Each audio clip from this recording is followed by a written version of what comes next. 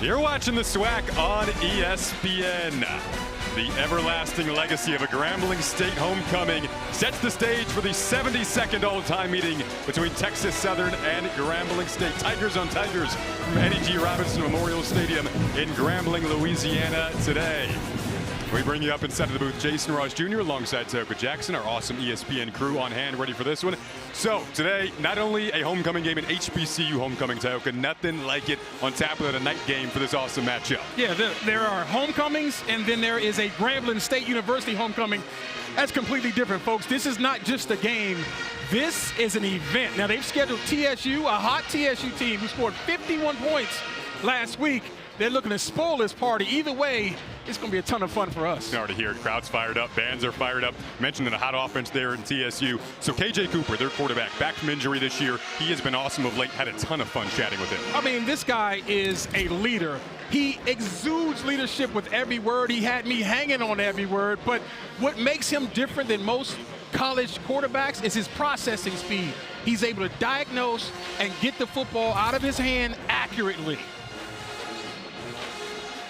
And then Robinson, a great pass rusher.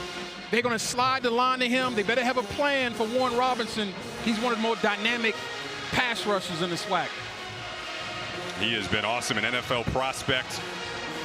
Theodore Caballero is set to kick us off. Back to return, Shenazia Lewis. We are ready to go for a matchup that saw these teams separated by just a touchdown last year in a tight game that came down to the wire. Texas Southern won that one. Lewis on the return out to the 25.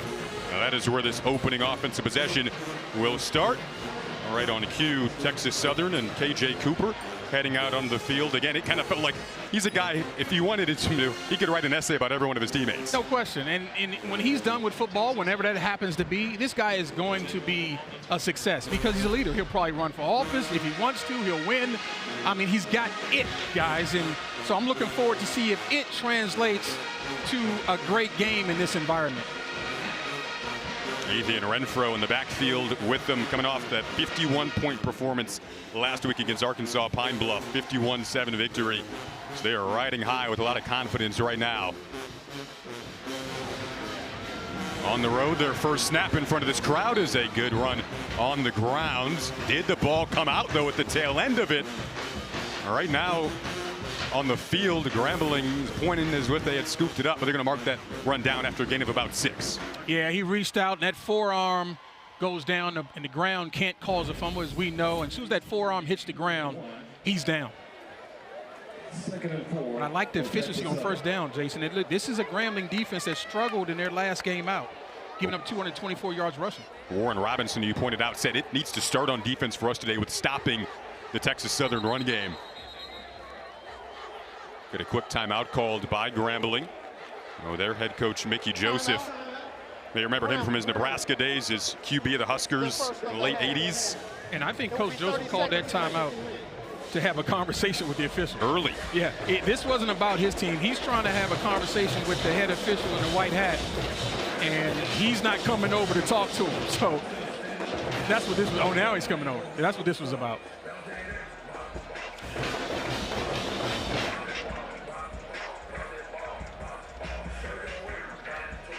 Wondering, did he want to review on the fumble? What could he possibly be talking about? And that's the only thing I could think of.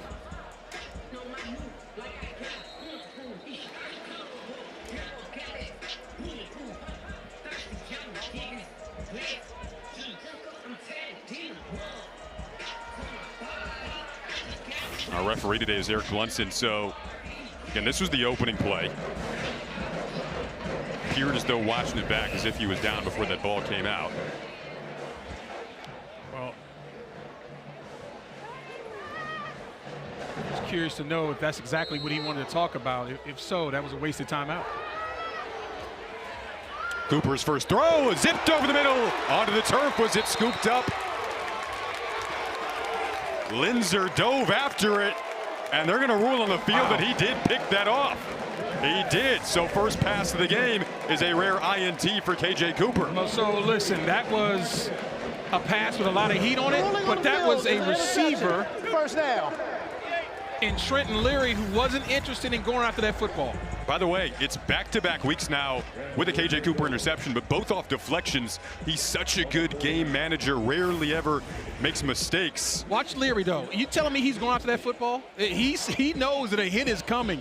And listen, you're going across the middle, and you're playing big-time Division I football, you got to go get the football. You got to protect your quarterback, and KJ is wondering why did Leary not come up with that catch? Flip it over to Grambling now offensively.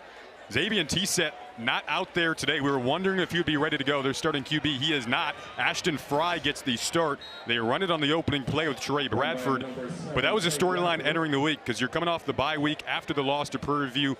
But Tset had kind of been hobbled in practice. He went out for a little rehab this morning, got some throws out in sweats. He's in a boot on the sideline, so Fry is the starting QB. And Tyoka, what do you expect out of his skill set versus Tset's skill set? Well, I think he's going to be a huge part of this run game. He's a dual threat guy, very fast, and what they say in the RPO game and the quick pass stuff is what you're going to see from him. There's Jordan Bride in motion. They hand it off again, run again with Bradford, who broke a tackle and powering through defenders up near the yard to gain. It should be a first down. So this is inside zone, Jason, but the look of the inside zone is a zone read. And you see he's reading the outside defender, makes the right decision. That defender hangs outside, doesn't crash down. You go ahead and give it off to Trey Bradford, who they really like. 6 foot, 225 pounds. And Bradford is a tough tackle, especially running in between the tackles.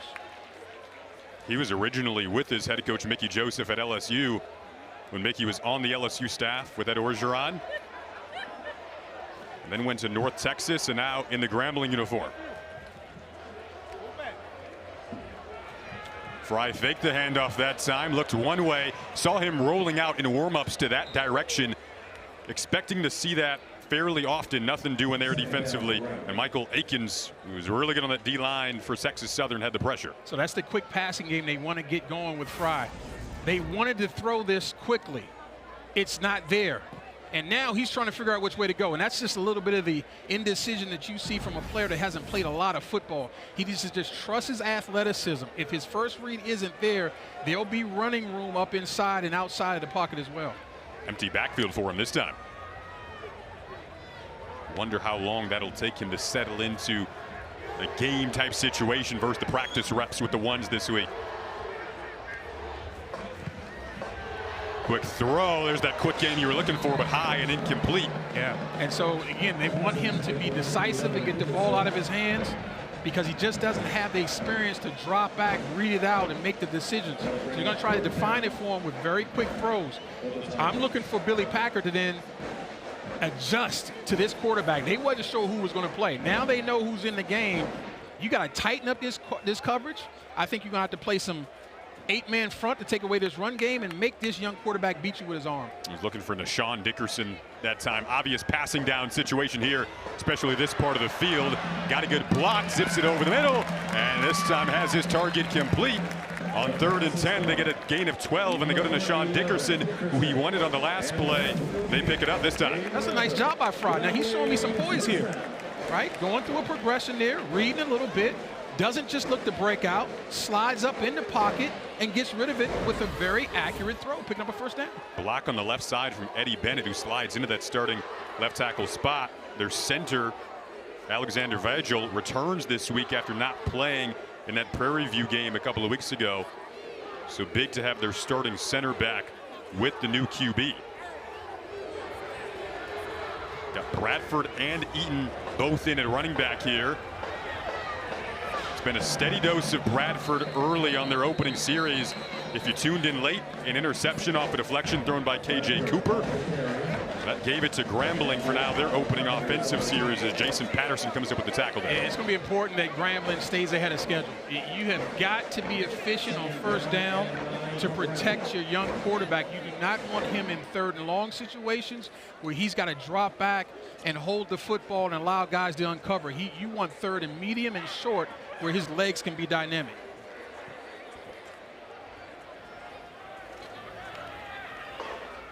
Fry will pitch it. Jordan Bride, they try to get him involved, but dragged down by Patterson once again. His second tackle was a great one in the open field there. Loss of 8.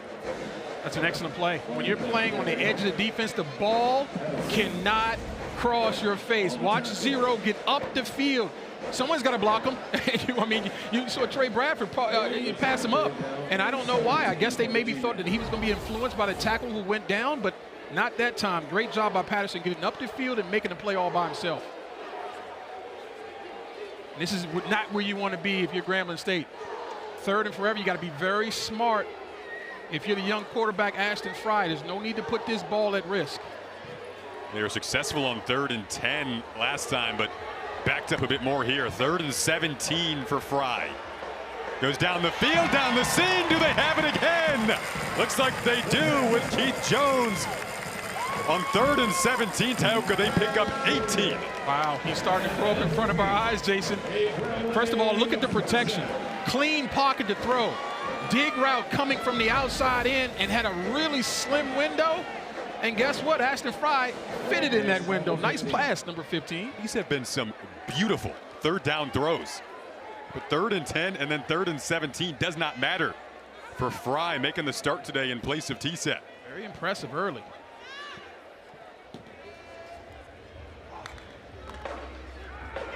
He'll keep it. He'll pitch it. Bradford looking for the edge. Got dragged down by Matthew Cooks. Excellent linebacker amongst this linebacking crew, along with Charles George and Isaiah Bogarty. All 3 rank in the top 7 in the SWAC in total tackles. And both of these defenses are very good. Both of them in the top 5. Texas Southern comes in top 5 in the SWAC in defense. They're really good tacklers. That entire linebacking crew, you won't see them miss many tackles at all.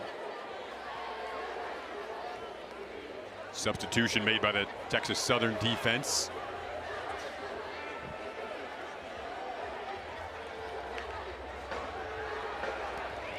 Fry looking to cap off this opening drive as a block, and he has the end zone. Touchdown to the opening series for Ashton Fry, making the start today. How about that? Well, we talked to T-Set, the starting quarterback, and he said Fry was a 4-2 guy. And we weren't sure if that was true. Well, guess what? We've seen it live now. Watch this long athlete eat up grass. Great blocking downfield, but it didn't take him long to get in the end zone. Yeah, that looked like 4-2 to me. Now they're going to fake it and go for 2, which they will not get on the extra point attempts. So 6 on the board on that opening series for Grambling. It all started with an interception on the opening offensive series for Texas Southern.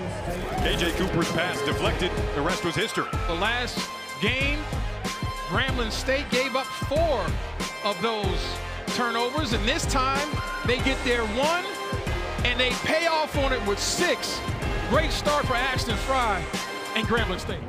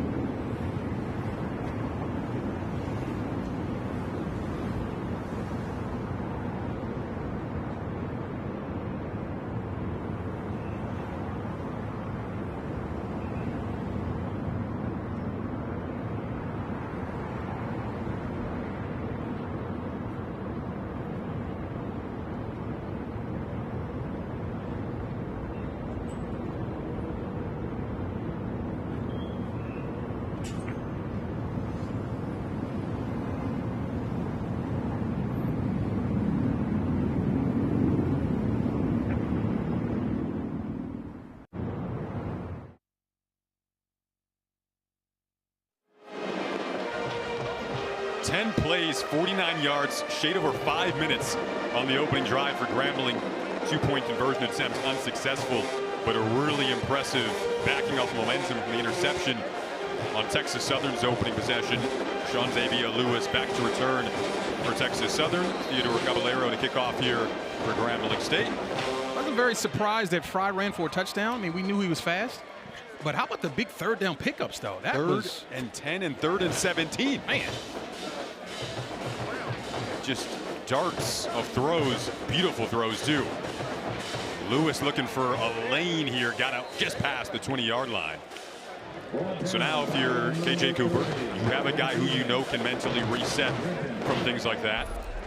He knows his group is trying to get their first consecutive wins against Grambling since 2012-2013. Texas Southern won this matchup last year. See how tight that game was. Came down to the final 4 minutes before it was decided 24-17. But Texas Southern hasn't beaten Grambling in back-to-back years since 2012-2013. That's what KJ Cooper's trying to lead today, and his team down early on the road. We'll get the ground game started here with a Renfro, but not much in the teeth of the Grambling defense. That's going to be the key for Grambling defensively. They're going to have to be better than they were in their last game. Again, gave up over 200 yards rushing, 4 touchdowns on the ground. The tackling wasn't the greatest. Got to be better. Flag down before that snap even happened. Ball start. Offense, number 1. 5-yard penalty. The second down. They get the receiver, Trenton Leary. Ball went off his hand on that interception off a deflection. So if I'm one of the leaders of this football team in Texas Southern, I'm going over to Leary and say, hey, you owe us a couple now. You gave up on that route, pre-snap penalty. He's capable of making big plays. He's going to have to come out and make some now. Markel Linzer, who got moved from corner to safety that had the INT. So already an eventful opening few minutes of this game on homecoming night at Grambling, and the first sack of the game. Isaac Washington creeps up for his first sack of the season, and Cooper a bit slow to get up. And we talked about how young this Texas Southern offensive line is, especially up inside. They got a true freshman center in Marshall, true freshman guard in Garfrey, and this pressure's coming right up inside. Just a quick move, easy rush right there by Washington, beating Godfrey, the guard.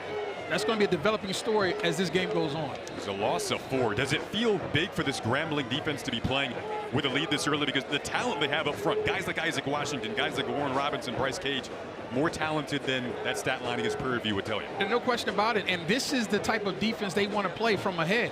They lead the SWAC in sacks, right? We talked about how they've given up some big runs. They struggled, obviously, last week or 2 weeks ago versus Prairie View in stopping the run, getting a lead early, and they can unleash this pass rush against a young offensive line. This is exactly what they'd hope.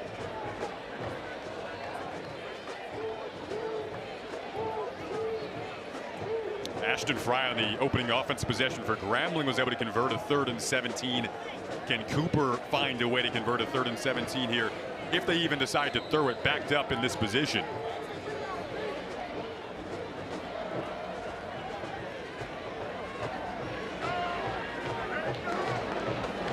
They will pull it. Pressure comes again. Dumps it off to the check down. And Renfro, he tries to get a lot of it back. It's about maybe 3 or 4 yards short of the first down marker. So a good gain of 15 there. Yeah. I like the call from Stephen Smith, offensive coordinator. Go ahead and use the rush of Grambling against him. And I circled Warren Robbins because I knew he was going to get off that football, but you're allowing him to get upfield and you run the screen behind him and nearly got the first down.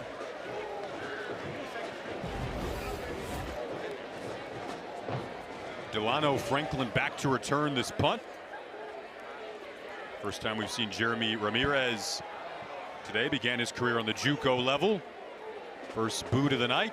Fair catch. Made it about the 38-yard line. So pretty decent field position for Grambling with the 6-0 lead. When we come back, Ashton Fry takes the field again.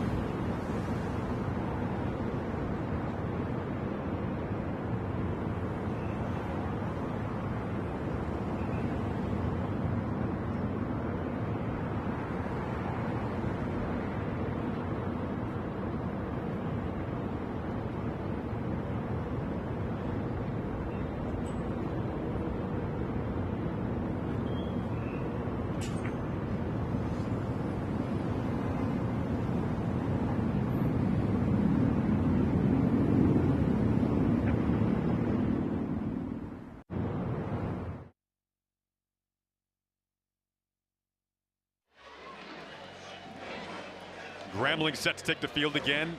10 plays, 49 yards, a little over 5 minutes on that opening scoring drive. They came off the interception. Ashton Fry's second series again, starting in place of Xavier T-Set. You see the Grambling offense comparison last year to this year. Those 7 passing touchdowns in 2025, for context, that was through their first 4 games of the season in comparison to 11 total last year. So continuing that theme, it was a running touchdown from the QB Ashton Fry on his opening series, but he has thrown some darts so far, and it's been more a part of the mentality of the offense, which is guided under a former quarterback and their head coach, Mickey Joseph.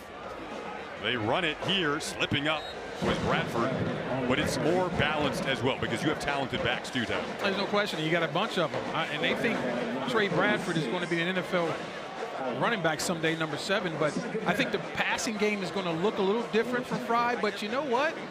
We saw something from him on third down twice in that last series that we wasn't sure we'd see, and that was the ability to get back, stand tall. He's 6'5", and read the defense and deliver. And so if he continues to show that, this passing game will explode. I don't know if Texas Southern had seen that on film. It didn't look like they had.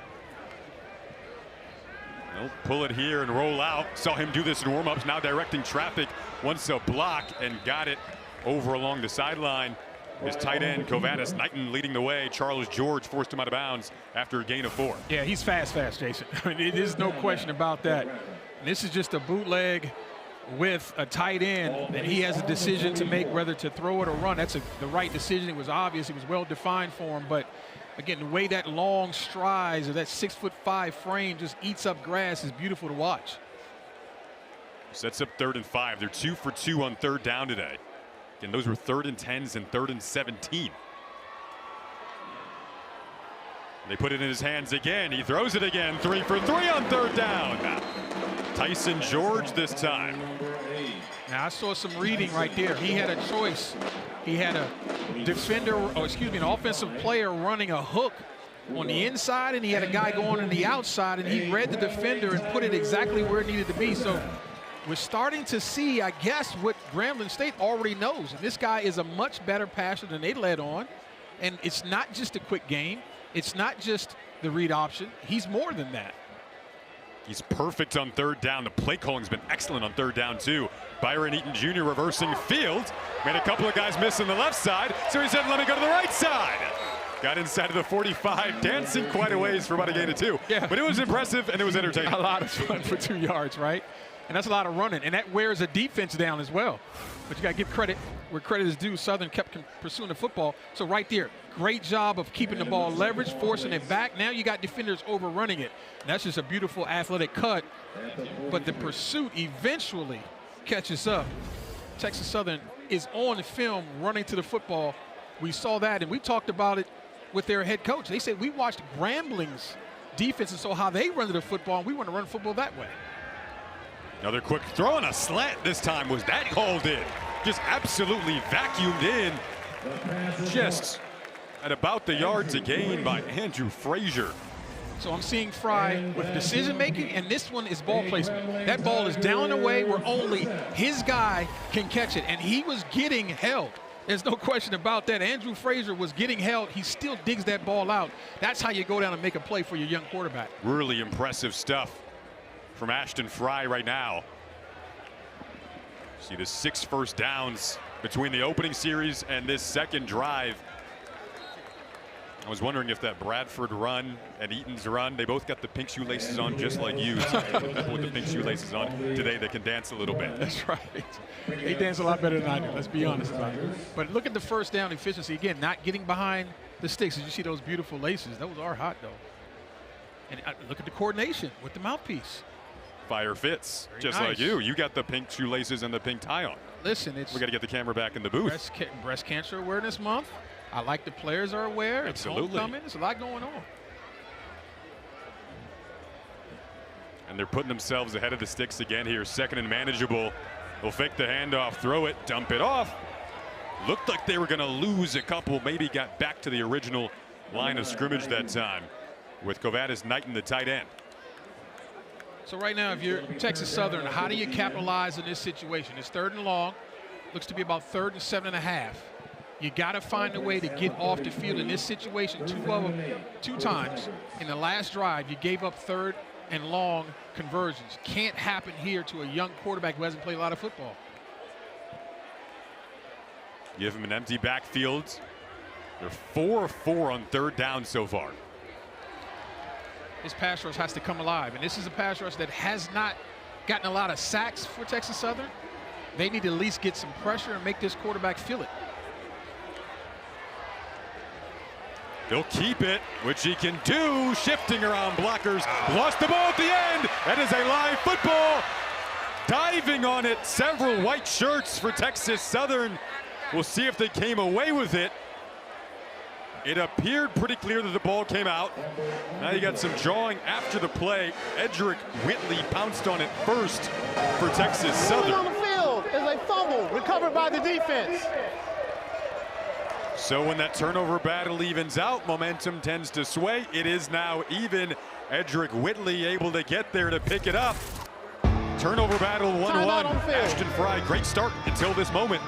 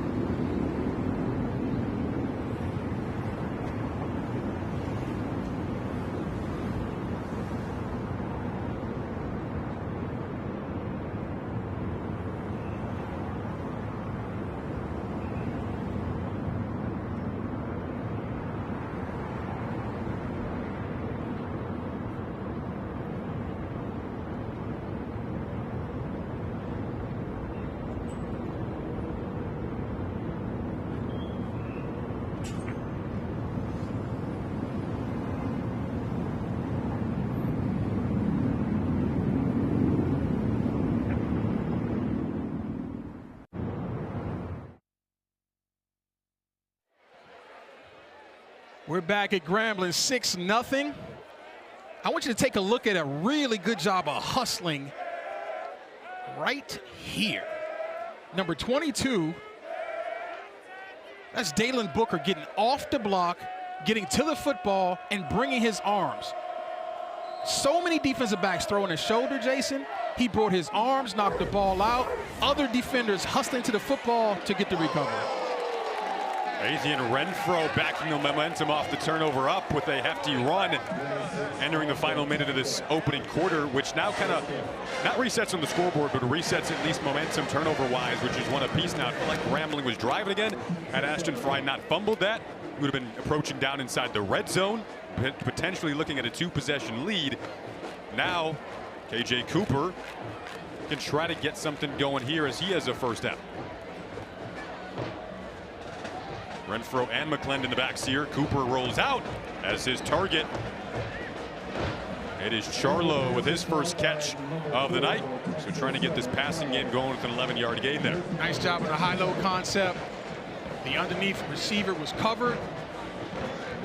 The deeper receiver was not. On the run, accurate ball. Let's see now if KJ Cooper can get into a nice rhythm and display what he brings to the quarterback position. You see their first 2 drives, interception and punt. Not much yardage. No rhythm. Maybe get one more play here in this first quarter. It's another good run. Bursting up the middle is Renfro. Now we're starting to see his legs really get going.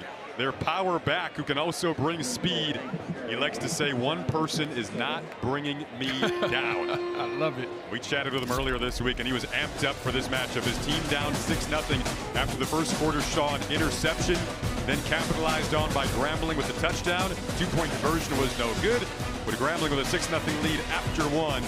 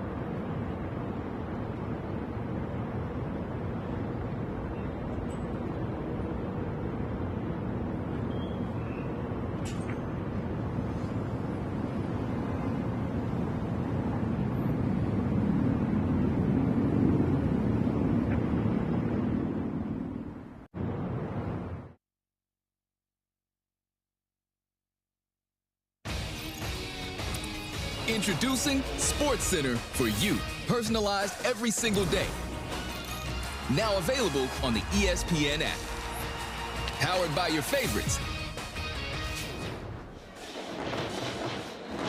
Welcome back. You're watching the SWAC on ESPN. Jason Ross Jr., Tioka Jackson, our outstanding ESPN crew on hand. 6-0 Grambling. Take a look at the SWAC standings here. This is a West Division matchup. Texas Southern 2-1 in conference. Grambling in search of a big conference win today, looking for their first of the season, and up 6-0 right now. Still a lot of football to play this season, but a big matchup. The 14th ever between these two teams on homecoming since 1989. And the 72nd all-time overall matchup between these two sides. Athian Renfro, who had some good momentum to end that first quarter, met that time in the hole by Bryce Cage on the edge, who's leading the D-line in TFLs this year. Wow, what a collision, right?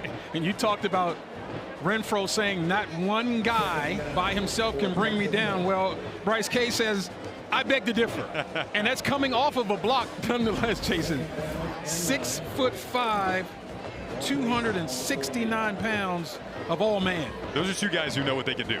Yeah. Absolute collision there. Brings up 2nd and 9.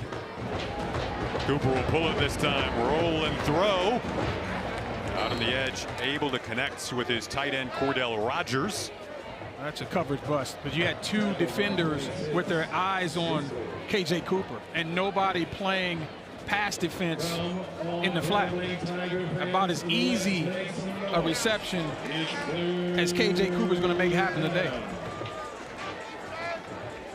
Brings up 3rd and short.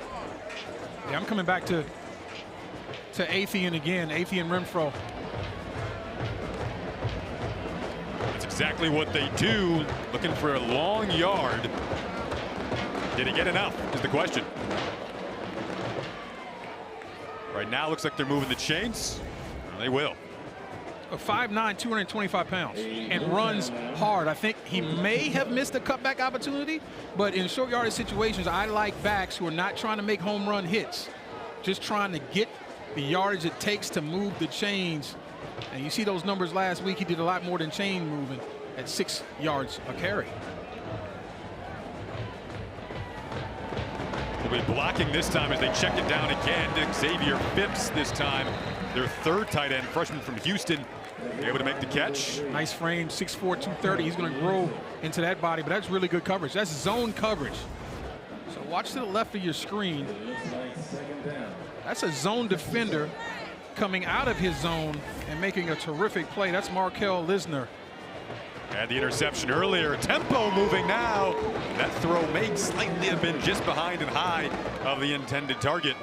Looking for Phipps again. 6'4" was looking to climb the ladder. Brings up 3rd down instead. Almost. Put it up high. He knows he's got a tall guy to go get it.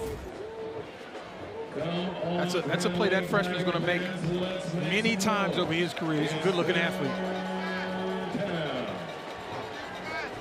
Texas Southern has struggled in this phase, Jason. Coming in, only converting 37.5% on 3rd down. Let's see if they get better with that today. Good protection goes to Charlo. Does he have enough for the 1st down? Looks like he does. Needed 6, picked up about 7. We'll see where they mark it. It should be enough. It is. And they're going tempo, which is smart because you're not sure if this is a measurement situation. They'll pull it. Cooper has it. Scrolls down inside of the 25, down to the 21. Caston makes the tackle. Take a look back at that 3rd down again. Down and away where it needs to be. Question is, did he trap it? From that angle, it's hard to tell. It doesn't look like he was anything that you could reverse there. They're moving too fast to even try to reverse it. The tempo is up. And moving here for a Texas Southern team that scored 51 points playing just like this a week ago against Arkansas Pine Bluff. Season highs across the board offensively, trying to keep it going here and possibly tie this game or take the lead. Well, going tempo in that situation, that's just a sign of a well-coached football team. They haven't gone tempo all game. But you knew that was a contested catch that might get reviewed. You go ahead and go tempo. Once the ball snapped, it's a moot point. They can't go back. Great night for offense. 80 degrees, not much wind at all. Beautiful Louisiana mid-October evening turned into night here in Grambling. Try to get right up the gut once again on the ground. Brought in Washington that time, who was like a bull, as they describe it. He loves shedding tackles. 5'11", 205. All these backs go over 200 pounds. And look at the contact balance and the running of the feet through the tackle. You like backs that fall forward. Fall forward for extra yards. That adds up as the game goes on. 2nd straight 3rd down. They'll try to convert here. 2 for 3 on the day.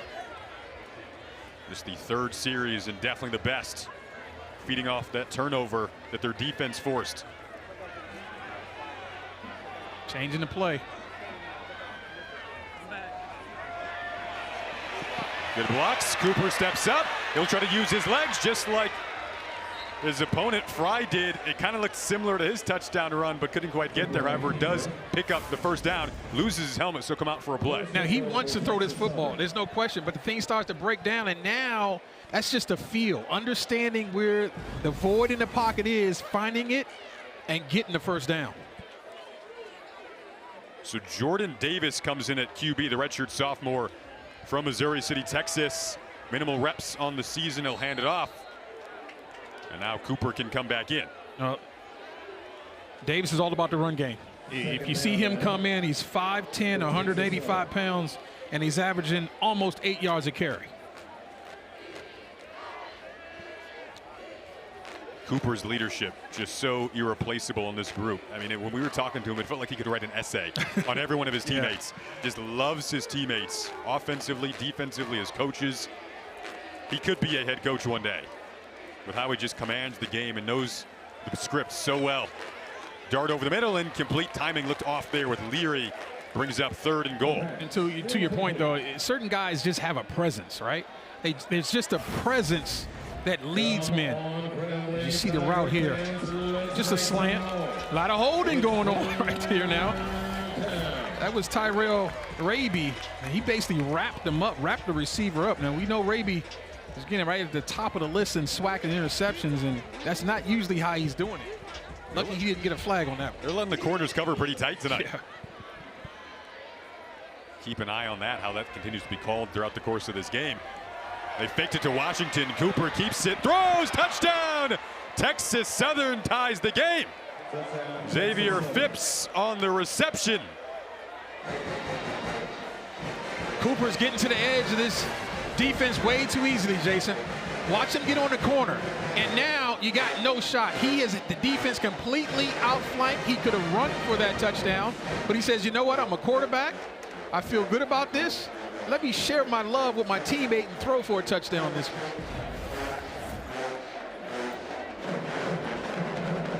Christian Avalar coming on to attempt the extra point to give Texas Southern the lead. These two teams were separated by a touchdown down the stretch last year. Texas Southern won that matchup. This year, KJ Cooper gets this offense in business off the turnover, driving down the field. First touchdown catch of the season for Xavier Phipps.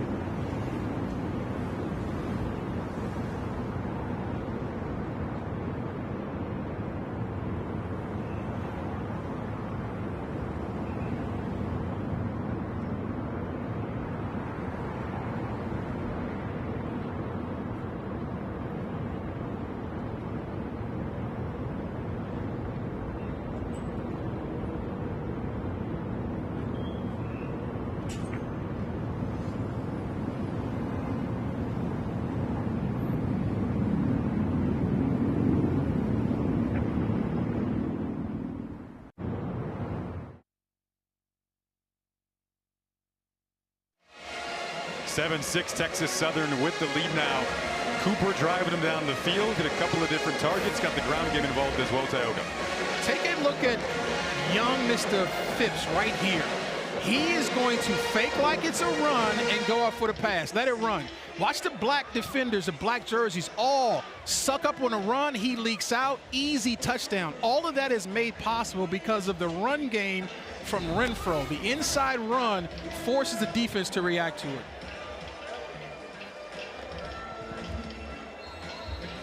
Good complimentary football. Really good call by Stephen Smith, the offensive coordinator. Jordan Bride back to return this kick for Grambling. Brian Mays to kick off for Texas Southern. And turnover battle evened out. It had looked like Grambling was driving towards a potential 2-possession lead. Ashton Fry fumbles. And now Tony Phillips will take this. Has a bit of a crease. Tony Phillips has speed. Kicker to beat. Looking to beat Mays. He beat him. There is a flag behind the play. Phillips will take this all the way.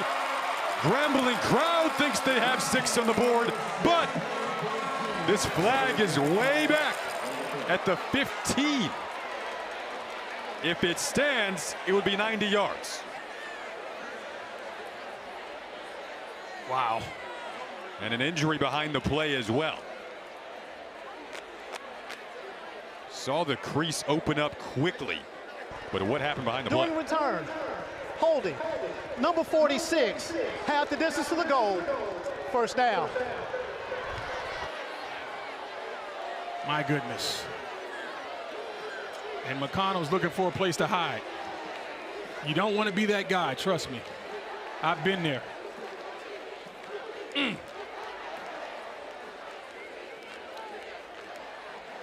Hopefully we can get a look at it and saw what happened. See if we can find an infraction. I think that was the block in the back right there. I think we just meant it going across the center of the screen. I think was a block in the back. And it's the old adage, Jason, when you see the back of the jersey, when you see the name, don't touch him. We'll take a break. Injury on the field. That 90-yard return negated for Grambling. Still 7-6 Texas Southern.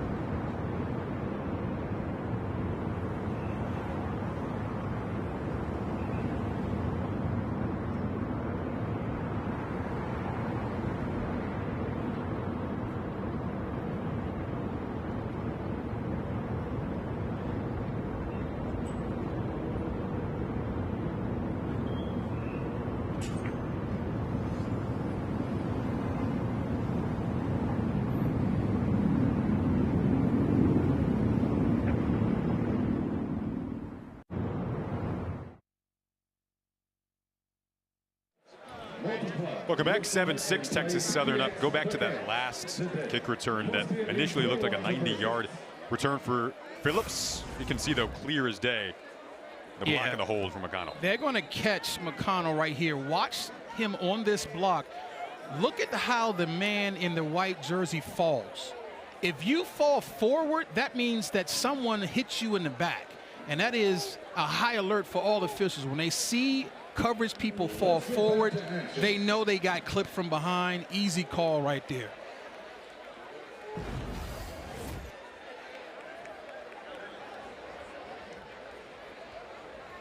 So now Fry and the offense go back to work. A little deception there and a broken tackle. Bradford on the loose, looking to direct traffic. Here's a big gain and a lot of room ahead for Bradford. Inside of the 30, still Stutter stepping down inside of the red zone. Biggest offensive play of the day. Trey Bradford goes 76 yards. Well, listen, we understand now why Mickey Joseph said that this is an NFL back, folks. Look at the strength and the cutback ability with the vision. And he's got some speed as well, cutting it all the way back across the grain and finishing this play off going out of bounds. But how about the ball handling, the reverse spin? That was beautiful execution by Ashton Fry with the handoff. This is a guy who was recruited at a very high level in Bradford, started at LSU with Mickey Joseph when he was on the Tigers staff, followed him to Grambling, and now mishap with the snap. Texas Southern has it right back. Back-to-back Grambling drives have resulted in a fumble. Michael Akins is all over it. So 76 yards spoiled on the ensuing play. And this is what shot him in the foot 2 weeks ago. And this is an unforced error. This is just a young quarterback who probably hasn't had a ton of reps with Bradford getting the mesh point mixed up. There's no defender that caused that fumble. That's just a bad exchange. They had 4 turnovers in their loss. So far, 2 and counting. And on back-to-back drives after the prior drive was so successful, marching down the field, you could say the last 2 were successful. They just had both resulted in fumbles. No question. So now turnover battle sways in favor of Texas Southern. And if I'm KJ Cooper, I'm looking deep. We'll keep it on the ground instead, try to establish that. Warren Robinson there on the edge to make the tackle. Their leading guy. So often you see in turnover situations, offensive coordinators want to capitalize on that momentum.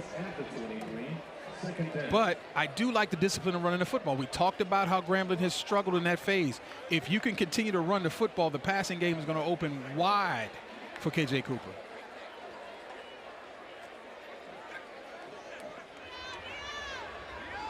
Let him throw it here. Quick pressure, quick dump off. Kirian Charlo broke a tackle and sneaks out of bounds. A guy who began his career as a walk-on, full scholarship a couple of years ago. Now a key part of this offense. Gain of 11 there. Well, he talked about his work ethic. He's one of the best return men as well. So he's a very dynamic athlete. Another first down for this Texas Southern offense that is motoring. You can see the consistency of them going to the run there on those first downs. Yeah, you got to keep calling it. I mean, you got to be willing to play what many people call boring football. Because if you just keep running it and giving it to your dynamic rushers, they've shown on tape, talking about Grambling State, that runners will pop one eventually. Cooper got a block from his running back in Washington, then darted it over to the sideline. Charlo once again. And Cooper has had that term game manager attached to him. Not a bad thing. Yeah, I don't understand why somehow game manager is a bad thing for a quarterback. That's exactly what I need a quarterback to be. To do whatever it takes to win. To take what the defense gives you. That's what smart quarterbacks do. And this is one of the best things he does, is not trying to do too much. Take the profit that's available.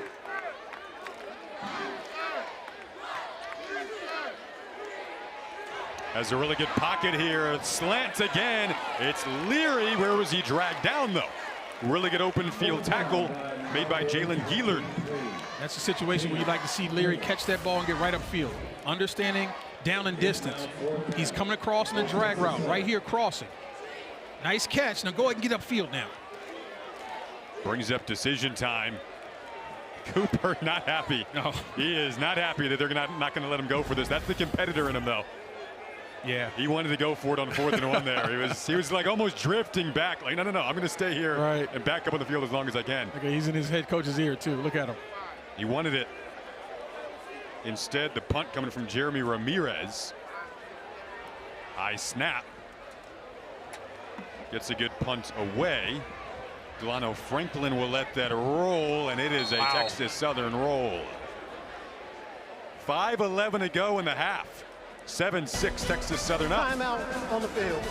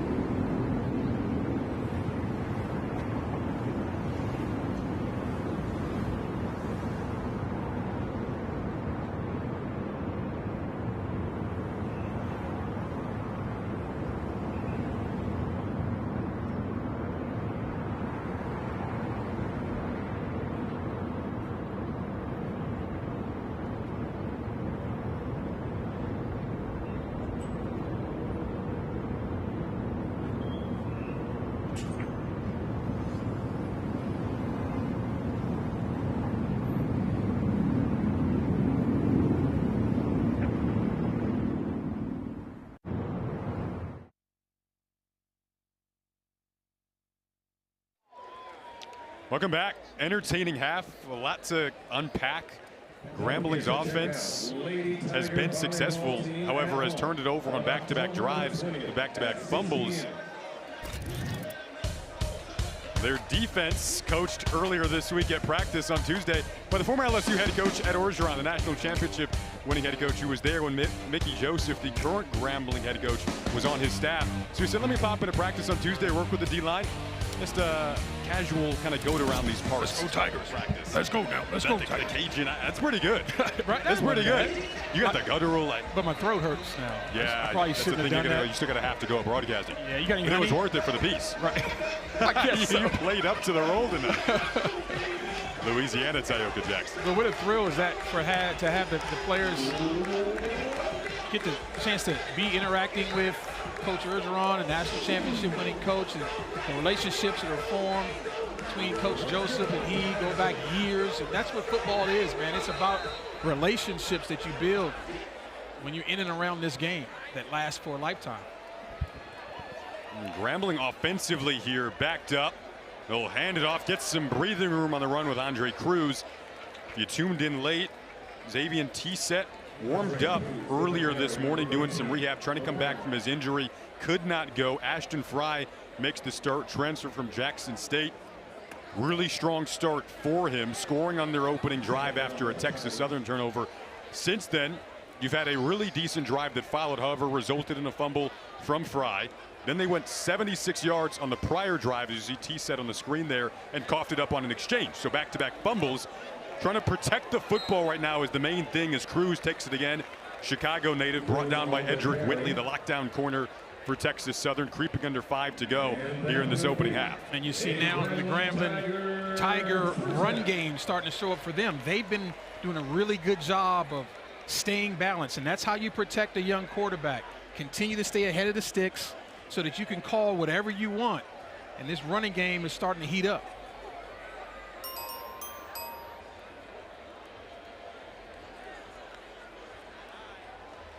They'll hand it off again. Really good blocks again. Like you said, Tioka, running game is starting to really heat up. And the 76-yard carry from Bradford on their last series. Holes are pretty gaping right now. Andre Cruz showed me some vision. Watch him cut back to his left. This ball's supposed to go up inside, but he's running to daylight, folks. And I like the ball security, keeping that ball nice and tight to his body as he opens up with the speed. It's a legitimate 5-man rotation at running back. And fresh legs. And the competition as well. Met that time promptly. Creeping up in the backfield was Patterson. Got there quickly. He's having himself a night. Yeah, that's at least his second TFL. And it's for him, it's about his get-off, folks. He's not the biggest guy. He's only 235 pounds, but he gets off the ball and uses his hands well. Very aggressive football player playing on the edge of that defense.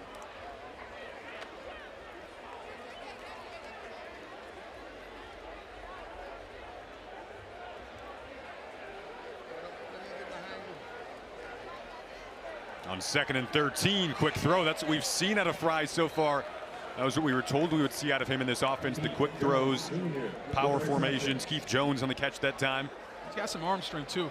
I mean, obviously they gave the receiver some cushion, but that was a nice break by number 6, Edric Wheatley. But the ball got there in a hurry, and he just couldn't get to the receiver early enough to get a pass breakup. And that shows some arm strength for this young man. Very long athlete. You see those long levers, long legs, long arms.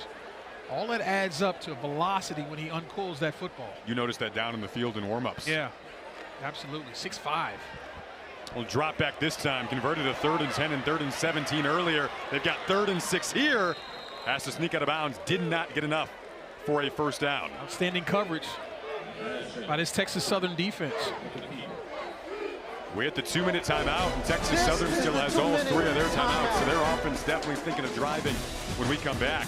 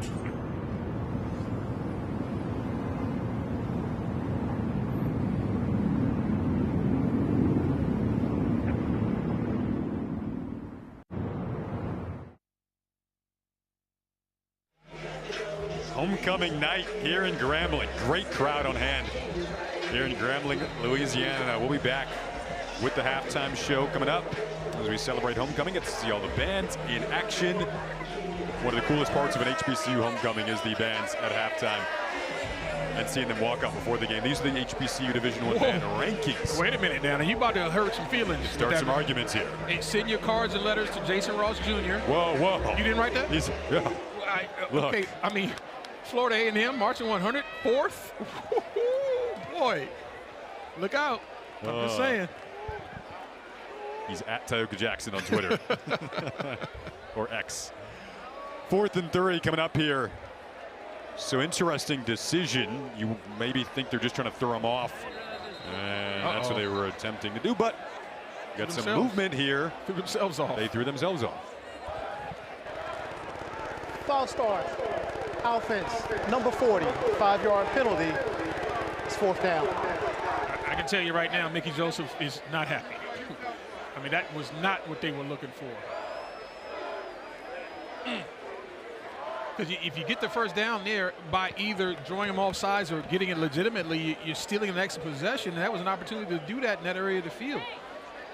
And he is not happy, folks. I'll put it that way. Brings out the grad student transfer from SMU, Johnny Schiavano, to punt. Trenton Leary back. If he could potentially set Texas Southern up in good field position, they will already have good field position. He's going to fair catch it. Come up and make a fairly difficult fair catch, about the 40. Yeah, and it takes some courage, Jason, to do that, some heart, right? Because if you muff that football, man, I mean, you're setting Grambling State up. But if you let it bounce, you're potentially giving away 15 to 17 yards. So that's a really good job of coming up and making a catch when it was important. Trenton Leary, that's one of those plays where we talked about earlier. He needed to make a play for his team. He owed the team one. Well, that's one of those hidden yards. And let's see right now if KJ Cooper and company can capitalize. Cooper threw an interception. First pass of the game today was a deflection, so you could argue whether or not it was his fault.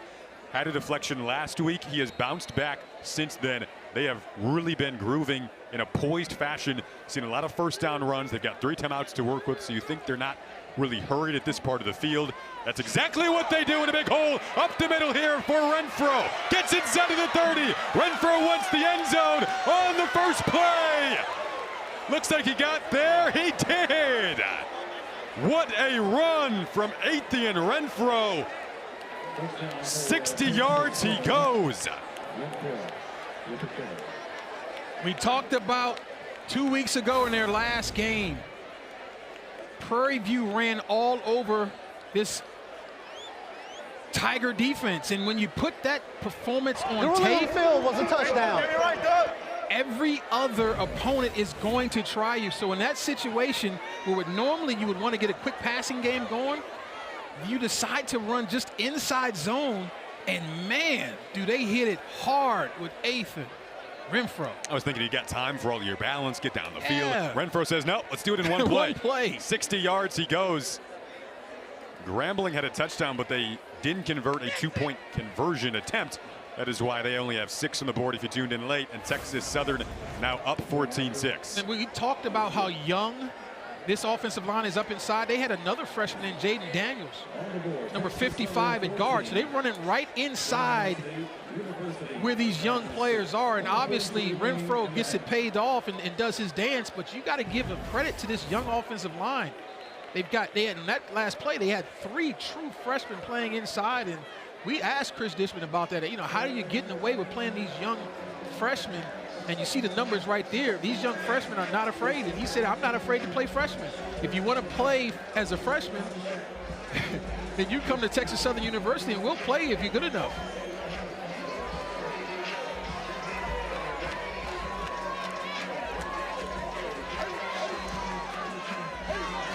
Texas Southern, again, the difference in this game right now, the 2 Grambling turnovers. And Texas Southern has come back really poised and settling into what they looked like a week ago against Arkansas Pine Bluff, where they won 51-7. Tony Phillips going to return this one. He had a 76-yard return earlier, but that one was called back. This one he has a crease. Is Phillips going to take it again? Trying to beat Mays. He gets dragged down at the 35. There is another flag, though, a little deja vu. Is there a flag down? Looks like there's no flag. Well, I think he stumbled and fell in his own too, Jason. I think the turf monster might have got him and he would have scored. My goodness. Now watch Phillips though. Beautiful blocking. Now you got to make one guy miss. In order to get one big return, the return man usually has to make one guy miss. Well, he made 3 of them miss here. Now you're in the clear. Watch him stumble right there. That was the reason. And that's, hey, look, he's gonna hear it from his teammates. In the film room tomorrow, he's gonna get teased really bad on that one. On the ensuing play, momentum is high right now for Grambling with 1:25 to go, all 3 timeouts. Can he counter the tease film, though, with the prior film on the flag? Is the flag film still eligible when he had the 90-yard return, when he got called back? Yeah, I don't know. It's like a war of film right now. That's his best bet, to bring up the one that was called back. No question about it. Because he just blew a tire on his own. I mean, nobody touched him.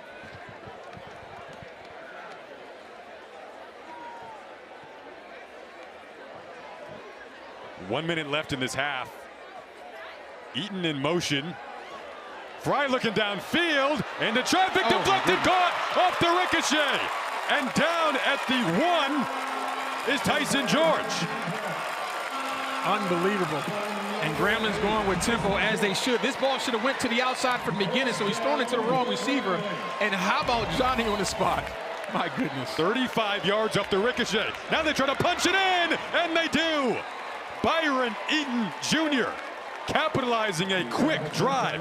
Now you think maybe they go for 2, try to tie this game. Just when you think you've seen it all, wow, what an ending to this first half, right? Roller coaster ride. My goodness. Inside zone, finds the crease, easy touchdown there. And a great job of going tempo. So I got to give Fry a tremendous amount of credit because he's doing a great job of running this team. Play for a little substitution. The defense had 11 men in formation. So it doesn't look like they'll try to go for 2 here unless they attempt to fake this, which they did the first time. And I don't really understand kicking the extra point here.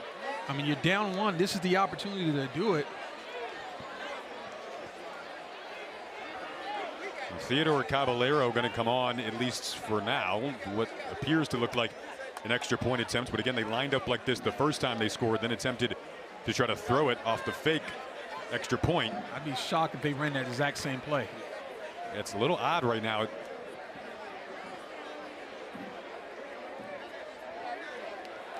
Waited a while, built up the drama, then decided to make it a 1-point game, but you carry momentum into the locker room. Here's that tip pass again. And that ball, again, should be going to the outside receiver because he's wide open. There's the tip. And Tyson George is just right where he's supposed to be, following the football with his eyes. My goodness. He got hit hard, too, and held on. And they talked about Tyson George's toughness. He's a very good football player with the ball in his hands after the catch because he's so strong and so tough. And he took a big shot and kept the football in his hands. A guy who's gotten better with each practice. Had low group of 5 offers, opted to go to Grambling. How about the extra point decision right there? I mean, I'm not sure what the thought process is. At some point, you're going to have to make it up. If you get it early, then you're back on schedule. If you don't get it early, then you know as the game moves on exactly what you need to do to get back on schedule to tie the ball game up if you need to. So, very interesting decision. Ryan Pimentel, new kicker in for Grambling, squibs this one. Lewis on the return, looking for the edge, gets to the 35 with 22 seconds to work with. Normally, you know, Jason, in this situation, it wouldn't be shocking to run the ball up the middle, maybe kneel on it, but I mean, where this ball is, with the talent you got at the quarterback position. The fireworks we've seen from Renfro. Yeah, right? So, I mean, even just running the ball up the middle is not a bad call. I mean, you can run whatever you want, but I'm thinking you be aggressive with it and try to see if you can get something out of it. You got all 3 timeouts.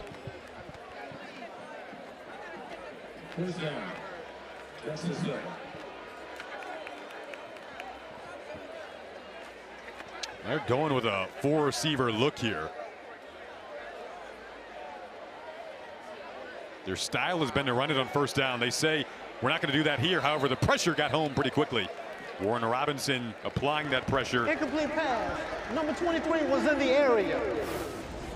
Boy, Robinson shot out of a canyon now. On the left side of your screen, beautiful swipe move. Great job of using your hands. Keep those big men off of you by using your hands. Just don't dig your shoulder in and try to run them around. Use your hands on their hands so that you can make them run. Big guys do not want to move their feet with guys like Robinson. Got 4 sacks on the season, tied for second in the SWAC entering tonight. He'll hand it off again. Big hole again. It's Washington this time, spinning off bodies instead of the 50. And you get a timeout. Call a quick one. Yeah, smart. Gain of 18. Clock got down to 6 seconds. This one you're not. Timeout. Texas Southern. Their first of the half. This is the thing that hurts It'll you be 30 seconds in defensively. late. When you can't stop the run. And in situations like this, a run up inside should be a give up nothing play. But because of the struggles of the Tigers, that becomes a big play offensively. You get the timeout and now you're in business. 6 seconds is enough to get more yardage down the field and give yourself an opportunity for a walk-off field goal. Will the play clock operator please put 8 seconds on the clock? You've got the 8 reigning SWAC seconds. special teams specialist of the week in Christian Avalar. Their kicker, they like him from about just under 50 yards. He was 3 for 3 a week ago. At a long of 44. Please put 8 seconds on the clock.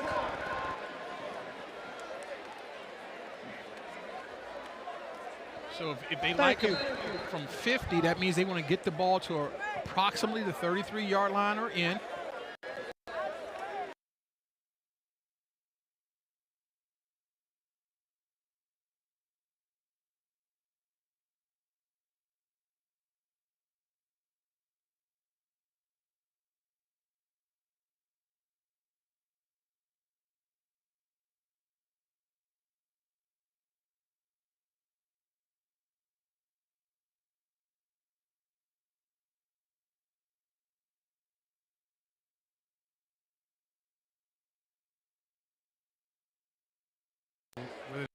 They're going to add some, and I think they are.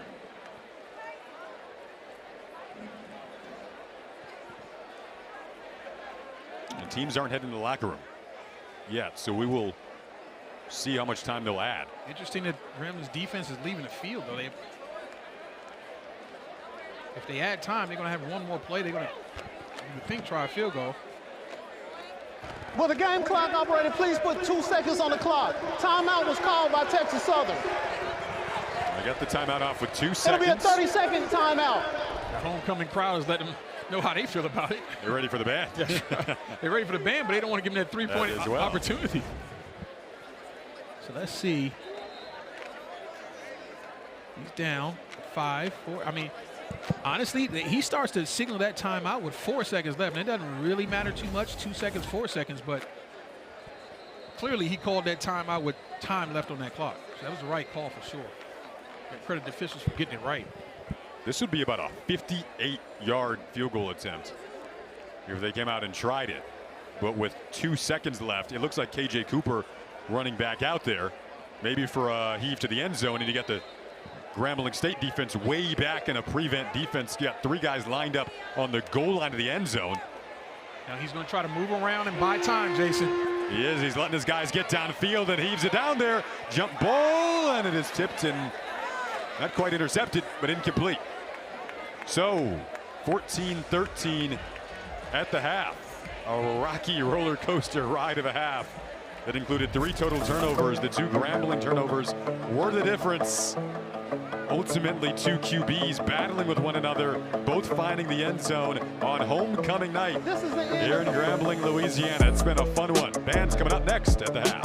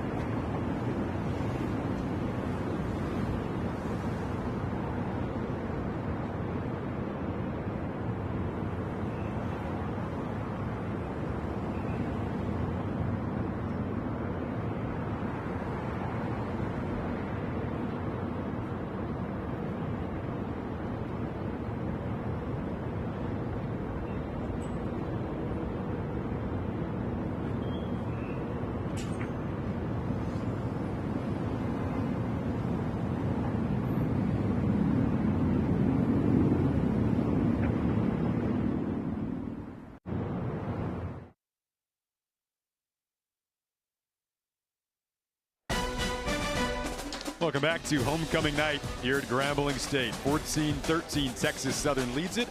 At the half, you're watching the SWAC on ESPN+. Jason Ross Jr., Tabitha Jackson with you here. Alabama State and Jackson State on the opposite division. A huge game tonight. This is Jacobian Morgan and Nate Rembert with under a minute left. JSU going back on top 38-34. Then Alabama State drove down the field and had this for the final play of the game. Andrew Bodie jumps off his running back, Jamari Hosklaw, who was tackled by Jackson State's Ashton Taylor to save the game. And JSU stays unbeaten in SWAC conference action. 38-34, dramatic win in one of the games. You're calling it maybe the game of the year. This is the SWAC scoreboard here. Yeah, I mean, I thought those were probably going to be the two best teams in the conference, and certainly their side of the ledger, but huge game and well played there as well.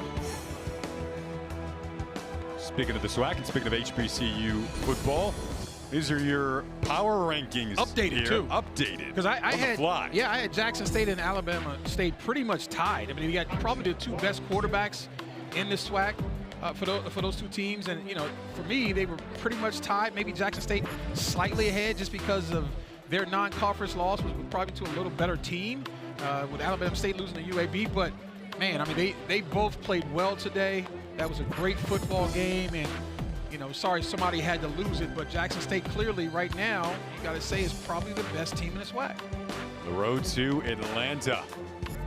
It is about midway through the regular season. We're in one of the best locations historically for HBCU football. 15 national championships for Grambling. 27 conference championships. The band's get ready. Just about ready to go.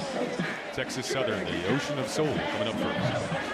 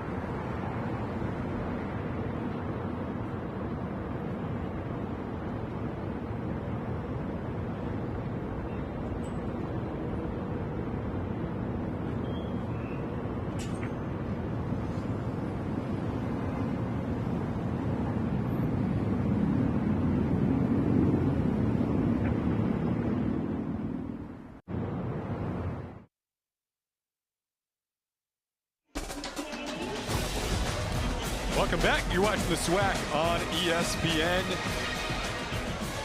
14-13, Texas Southern leads it. Difference in the game so far, the two Grambling turnovers on drives that were both inside of the Texas Southern 30. Didn't result in points. Texas Southern capitalized. And we bring you up back inside of the booth. Jason Ross Jr. alongside Tioka Jackson. There are some ESPN crew behind the scenes with us as well.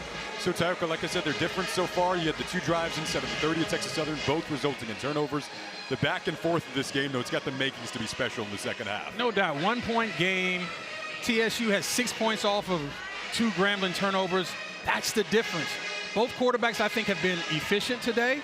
They've done what they needed to do to move the football, led their team, and obviously the ground game began to emerge for both teams, and I think that's going to be the story as we continue to go through this football game. That's definitely littered all over these highlights. The guy you're looking at right now, Trey Bradford, he had 89 yards on the ground. Flip it over, and Adrian Renfro had 100 himself. And what was so impressive to me was the average per carry. The Renfro's averaging 12.5 yards per carry. Bradford 14.8, almost 15 yards a carry. So it's the efficiency and the explosiveness of both of these teams' run games are showing up. So here's what it's going to come down to, because they're going to continue to run the football. Which defense is going to outplay the other? That ultimately is going to be the team that wins the game. Looking at the stats from the opening half here, the big difference, that 2 versus 1 turnovers. Grambling, the 2 turnovers, again, both inside the Texas Southern 30. Texas Southern had the interception on their first pass of the game off a deflection. Grambling scored on that. Ashton Fry's been really good as a starter in this game, slotting in for Xavier T-Set, who was out with the injury. He would have been the starter for Grambling. You see the leading rushers tonight on both sides that we talked about in the highlights, playing a big role. And I think we'd be remiss if we don't mention the first touchdown from Grambling ending in just 6 points. They tried to go for the fake 2-point conversion. Wasn't quite a turnover, but it was basically just as big as a turnover because it saved 2 points. And so, you know, really, if that would have just been an extra point, we'd be tied right now. Jay-Sean Johnson back to return this Jeremy Ramirez kickoff. Grambling, despite the 2 turnovers, going to get the first possession of this half. And another big return. They beat the kicker Ramirez. And there's a chance for this one to go all the way. Electricity out of the half. Jay-Sean Johnson goes 94 yards. No flags. Wow.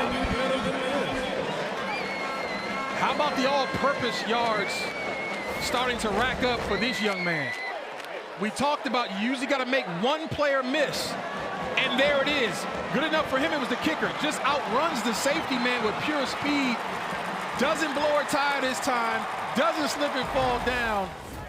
What an amazing kickoff return to start the half. 94 yards. He needed to beat Ramirez and did. And all of a sudden, Grambling goes back in front.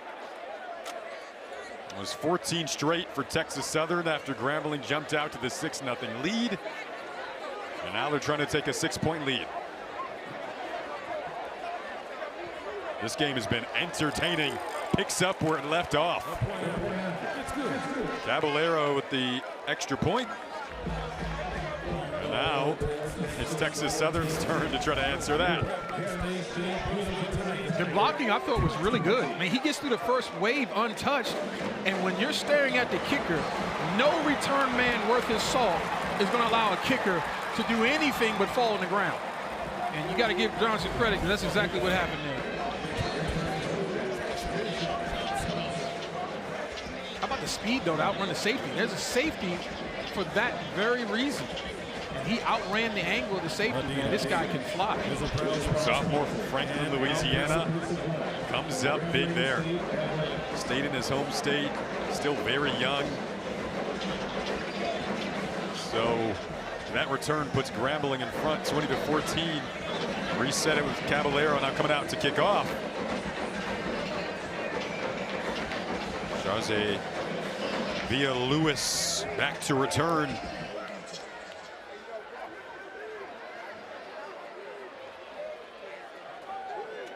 Mickey Joseph said he wanted to improve on special teams this week.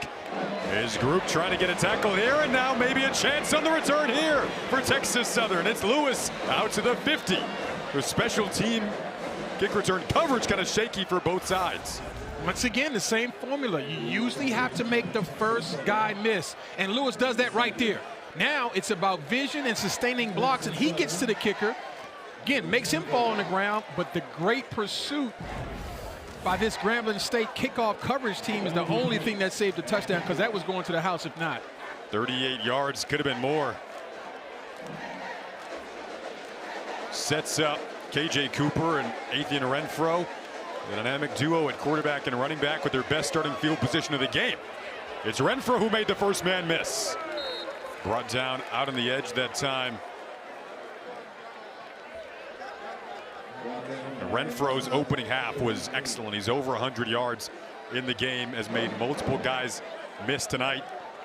Has just been so stout. The power back who began his career as a walk-on, then was a long snapper just to get on the field. Learned how to play long snapper. Wow. Then became a fullback. Then found his spot as a starting running back. They gave it to him again here, and you see why he's the starting running back. He took a shot at the end of that. Woo. Pops up. A guy who got injured in high school, so that's why his recruiting value went down. Had to walk on, again, became a long snapper, then fullback, now one of the best running backs in the country. And he is an inside runner. You've seen enough speed for him to dip outside. Not much in the pass game. Caught his first pass just last week. That's not what they do with him. When he's in the football game, you better be ready to stop the run, or he's going to run over you. On his legs alone, he's already down to the 30, third play of this drive. Washington comes in, spun up the tackle. Jacob Washington is a crease. He's inside of the 5. Tyrell Araby tripped him up to prevent a touchdown on a gain of 29. They got backs on backs on backs. Washington averages 5.2. But you see him breaking tackles and finishing that run off. They go with the quick game. The tempo we saw in the opening half. Couldn't punch this in, though. Grambling defense already. Bryce Cage leading the way at the bottom of that pile. Yeah, I think now this is a good opportunity to fake that ball and let KJ Cooper roll out on the other end of it. Some sort of read option with an option to pass the football if he can't get around the corner. But you've got all of these defenders are zeroing in on the tailback position. It's an opportunity for KJ to win it, or excuse me, score it with his legs. He'll hand it off with Renfro back in. Castone, no signal yet. They're marking it just short. As Texas Southern trying to get in the end zone, then an extra point could give him the lead right back. We talked about how young they are on the inside, Jason. This is where the youth of this offensive line is not showing up today. This has been about power blocking, finishing blocks, and they've done a terrific job. And we see why head coach Chris Disman said, I trust these freshmen. They're really good football players. They're showing up. Tush push opportunity. Big push. Still no signal. A lot going on at the bottom of that pile. Xavier Phipps, who scored earlier, thinks they're in. Trying to remove bodies out of there, and there's the touchdown signal. It took a while, but Texas Southern with an extra point will have a chance to go right back in front. The power tush push formation. Right over these guards. That's a true freshman center. That's a true freshman left guard and Malachi Godfrey. I mean, these guys are big and physical. They're young, and they're just going to get better. Zachary Marshall's good look at him, 74. You're starting center. Got to give him a lot of credit, Jason. Including the center, Zachary Marshall. You got true freshman, sophomore all across the left side. And they showed up big on that drive. That was a quick one. Started off at the best field position of the game at the 50. The half began with a 94-yard Ja'Shawn Johnson kick return for a touchdown. It's been an eventful half. Just a few minutes in, Texas Southern answers back, 21-20.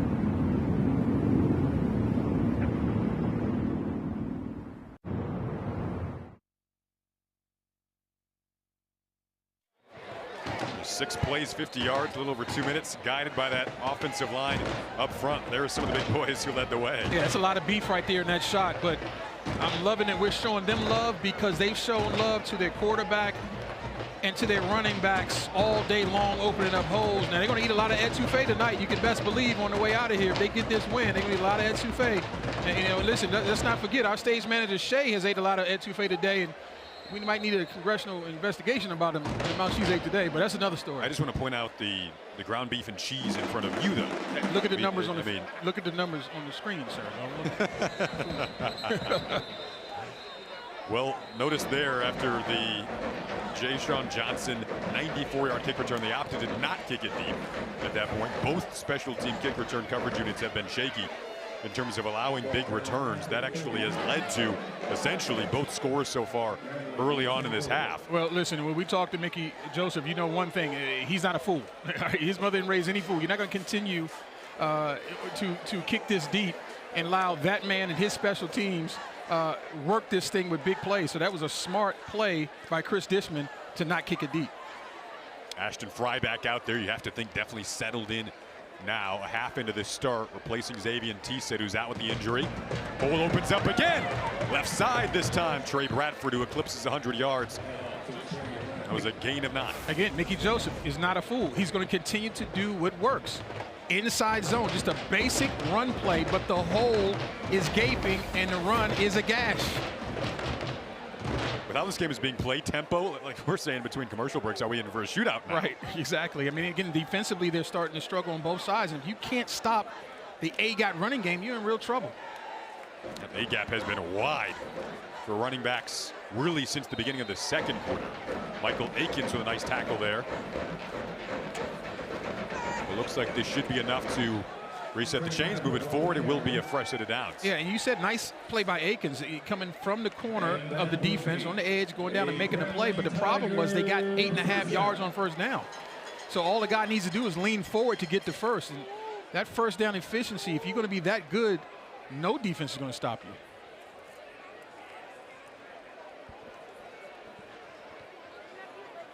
Little mishap on the snap again. Third time that's happened today. It was picked up earlier by Texas Southern when it happened in the opening half. Matthew Cooks tried to get in there and pounced on it. We'll see who emerges out of this pile as we have another kind of theatrical delay waiting for a signal, and this one could be a very important signal. Very important. Texas Southern thinks they have it. We'll see what the verdict is. Still no call. There are two players locked up with both hands on the ball. There's 4 hands on that ball tugging on it right now. It looks like the quarterback Fry and the linebacker Cooks anxiously awaiting who has this, and Fry saves the day. But remember, we go back to this again as now he's a little banged up. This exchange has been a problem. And I'm telling you right now that that's the last guy you want at the bottom of the pile in a scrum like that is your starting quarterback. And look at that shoulder right now hanging. That's very bad news. Wow.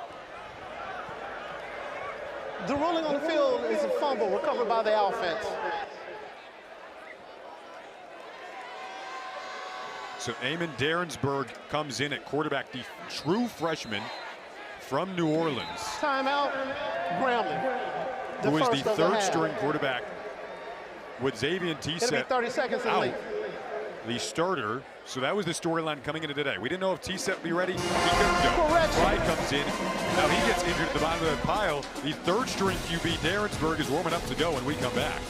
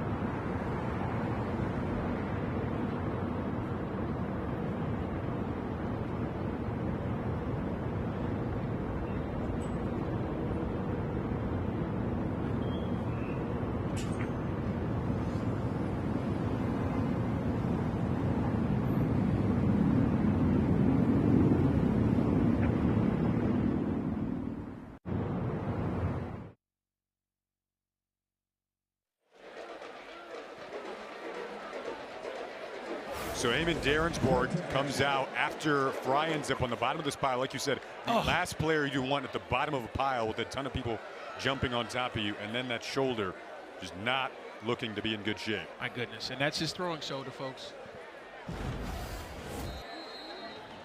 So we go with the freshman. Next man up. Third string QB in now, slips, regains his footing. A helmet of it appears to be a Texas Southern player popped off. So he'll have to come out for a play. And he's leaving his helmet behind him. I don't quite understand that, but still in Poland. Hopefully he is healthy. Hopefully he's not injured in any way. It's a hard-hitting football game. And it is. No surprise there, though. Oh, he is injured. The blood coming off the left side, so he'll have to definitely clean that up. And the jersey, but it's a hard-hitting football game, and that is emblematic of it. Now I understand why he left his helmet behind. More pressing matters to get to on that sideline. Wonder how much they lean on the ground game now for Grambling. Instead, they will throw it here.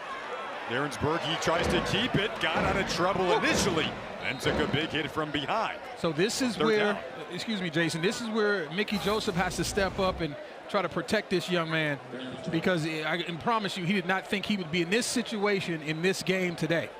And so things are happening extremely fast for him.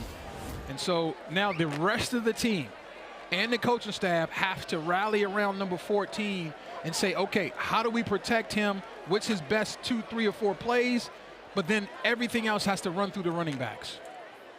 Johnny Schiavano out to punt, as you think maybe on the Grambling sideline, almost kind of resetting the offensive game plan on the fly. Leary back to return this punt. He'll fair catch it at about the 32.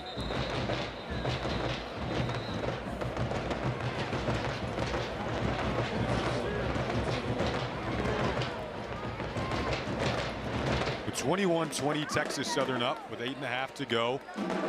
Right now on the sideline for Grambling, it appears as though Ashton Fry, the QB, is being taken off on the cart. He is. So not a good sign at all, as he limped off the field, really favoring that shoulder. And that right arm is still hanging in. And how sad is that? How well did he play today? Obviously, the quarterback center exchange was a problem. Other than that, though, I thought the kid was pretty much impressive. Lights out. Yeah. Those opening few drives, as defensively Grambling continues to struggle to stop these runs from Renfro and Washington. I think if you're Grambling defensively, you're going to have to add now a plus to the box. You're going to have to start going consistently with an 8-man front, because this is slow death. They're not going to stop running it. I mean, I just tell you right now, Steve Smith, offensive coordinator, is not going to stop running the A-gap dive. It's just too simple to do. You got to commit to stopping it. There it is again, right up the middle, and they have not been able to stop it. You're wondering going into the game, would they add a +1? You have to now. And they talked about their safeties have got to get involved. They're blocking up the front guys. And you need your secondary guys closer to the line of scrimmage and being a little bit more aggressive. Now, there is a downside to that, obviously. And that's the play action pass and the RPOs. It leaves you open. But first things first, if you can't stop the A-gap run game, you have no chance of winning the game.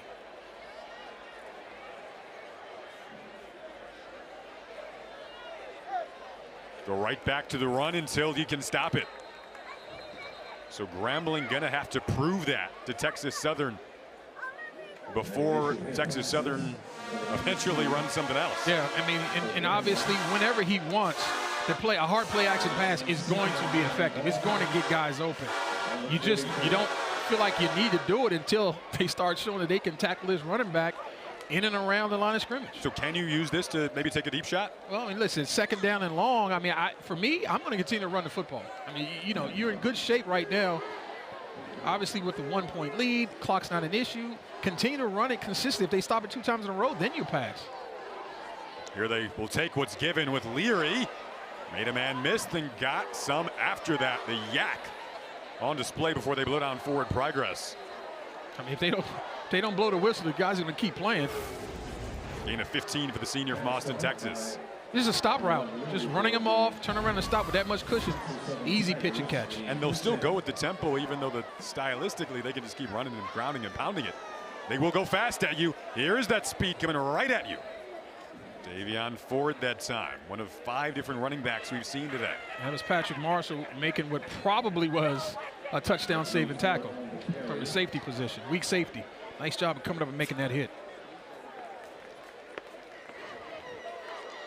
Let's see if they start to creep these safeties up even closer. Right now you got 2 high safety look. 7-man front. You run at this box all day. Good protection from that young offensive line.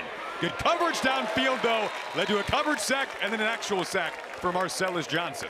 Excellent play by Johnson. He was not blitzing on that play, but he's in his zone drop. As you see Cooper going off the field because his helmet came off, but he's a zone defender in the middle of your screen. And he sees he has no pass responsibility, and when the quarterback starts to scramble, he becomes, in effect, a spy because he was playing zone defense. So this is a great opportunity now. If you're Grambling, you have got to get off your field. This homecoming crowd knows it's a great opportunity. This defense knows it's a great opportunity. Jordan Davis has to come in because KJ Cooper lost his helmet. A big 3rd and 10. I think to counteract that. Timeout, Texas Southern. This is their first of the half. It'll be 30 seconds in length. So that timeout does not, I don't believe, negate the fact that Cooper has to sit out a play. I think he has to sit out an actual play, even with the timeout. I think they just wanted to talk it over because he got the backup quarterback in it. They sense this is a big opportunity defensively for Grambling State. So if you can get this first down, it'd be very demoralizing.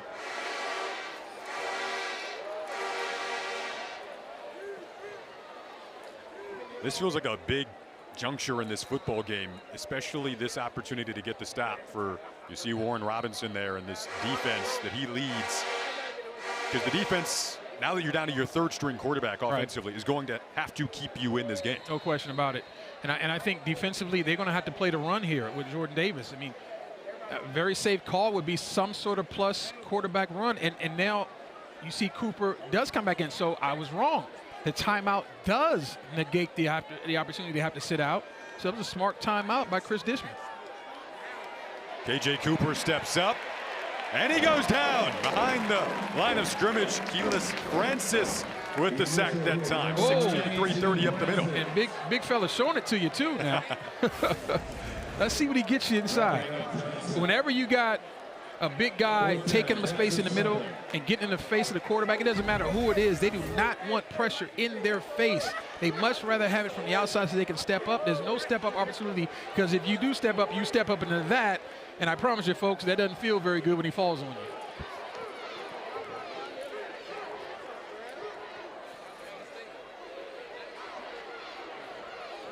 Delano Franklin back to return this punt. Their catch made it the 15 with 4:20 to go in the 3rd. Derensburg coming out for his 2nd series, the 3rd string QB getting hyped up by his teammates.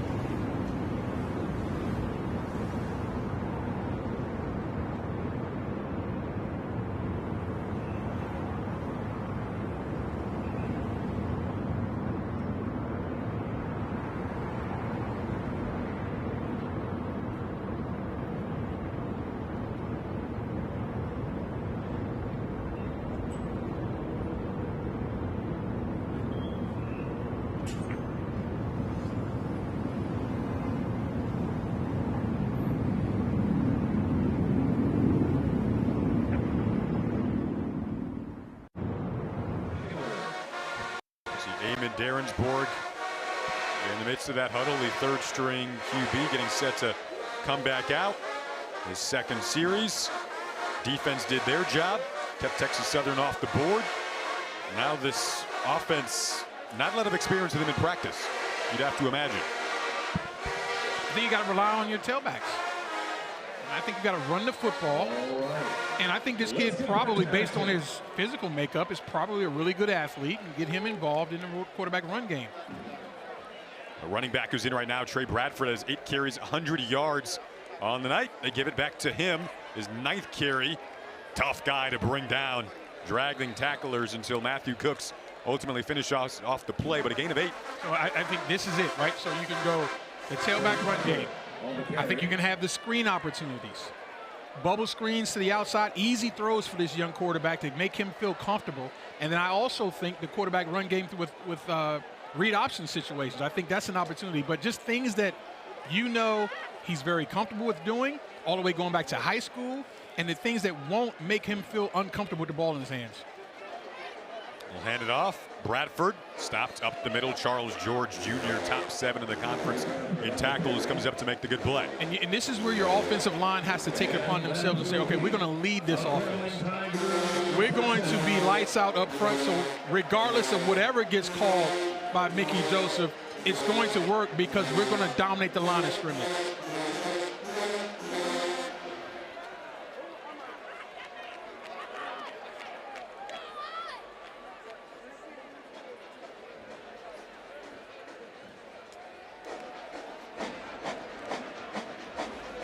Snap was a little shaky, picked it up, then got cut on the outside, dragged down to the edge by Edric Whitley, who they think could be an NFL prospect at corner. You see why they're so athletic, and his tackling ability is so stout. Well, Chris Dishman says he has no idea how good he can be.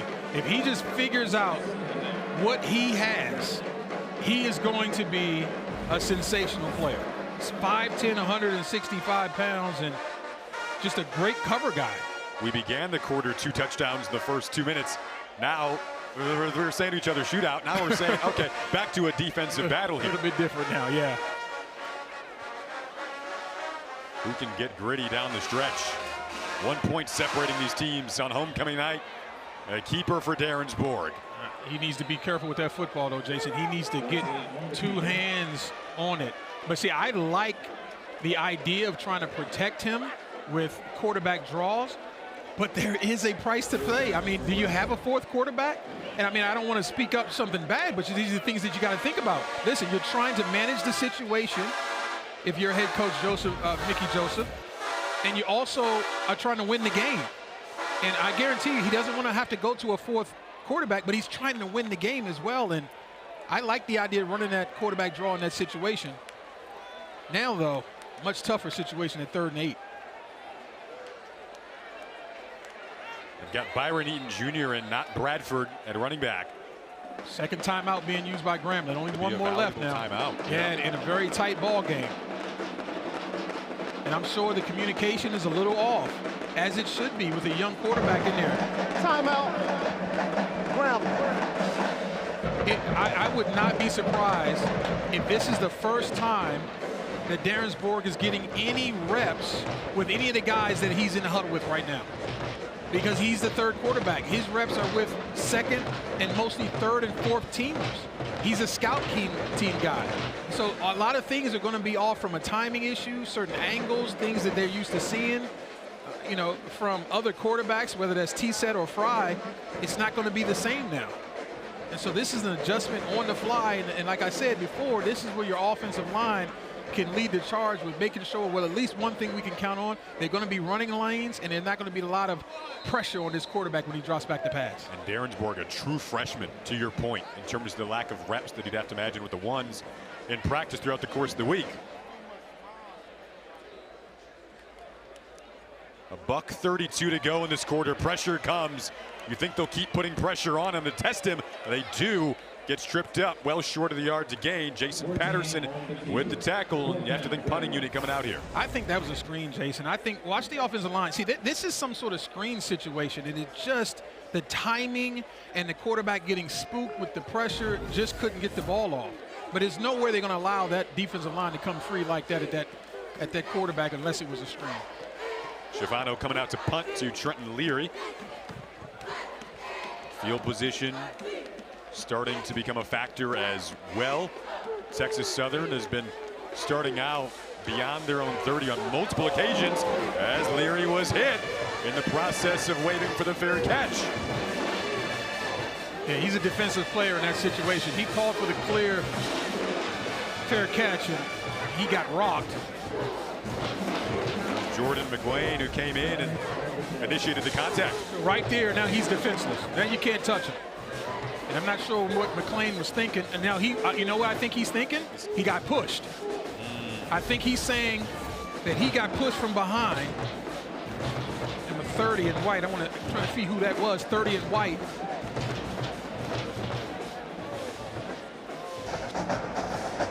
Kick catch interference. Kicking team, number 25. 15-yard penalty from the spot of the foul. It's first down. As just mentioned, field position playing a factor. This is going to add to it for Texas Southern. So watch the left side of your screen coming in right now. You know what? I think he got pushed. I'm not 100%,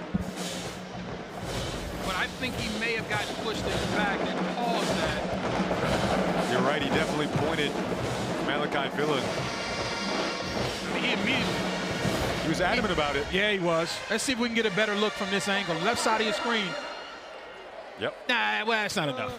That's not enough, Jason. It's a light, is it a light tap? It was a light tap. Is it a love tap? So McWayne, he just wanted to, he fooled me. He wanted to fool the officials, and he ended up fooling me and not the officials. So a little love tap in the back is not going to be enough to draw the flag.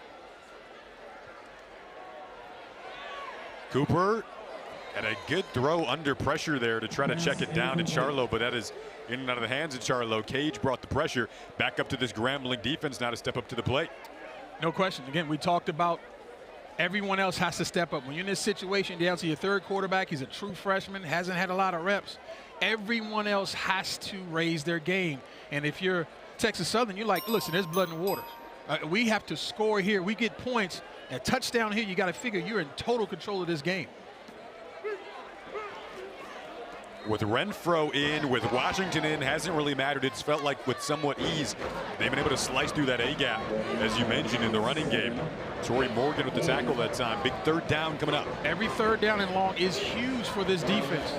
This is where the man on your screen and others, including Warren Robinson, can get going after this quarterback. This is what they do best. The question is, will TSU even run it in this situation? You've been so successful, you might as well just run the football and see if you get a four-down territory situation. Looks like that's going to be the last play of the quarter. 1 point game. These teams came down to the final 4 minutes of the fourth quarter a year ago. That was a 7-point Texas Southern win. They haven't beaten Grambling in consecutive years in over a decade. They lead by 1 at the end of 3, and what's bound to be another tight one between these two teams.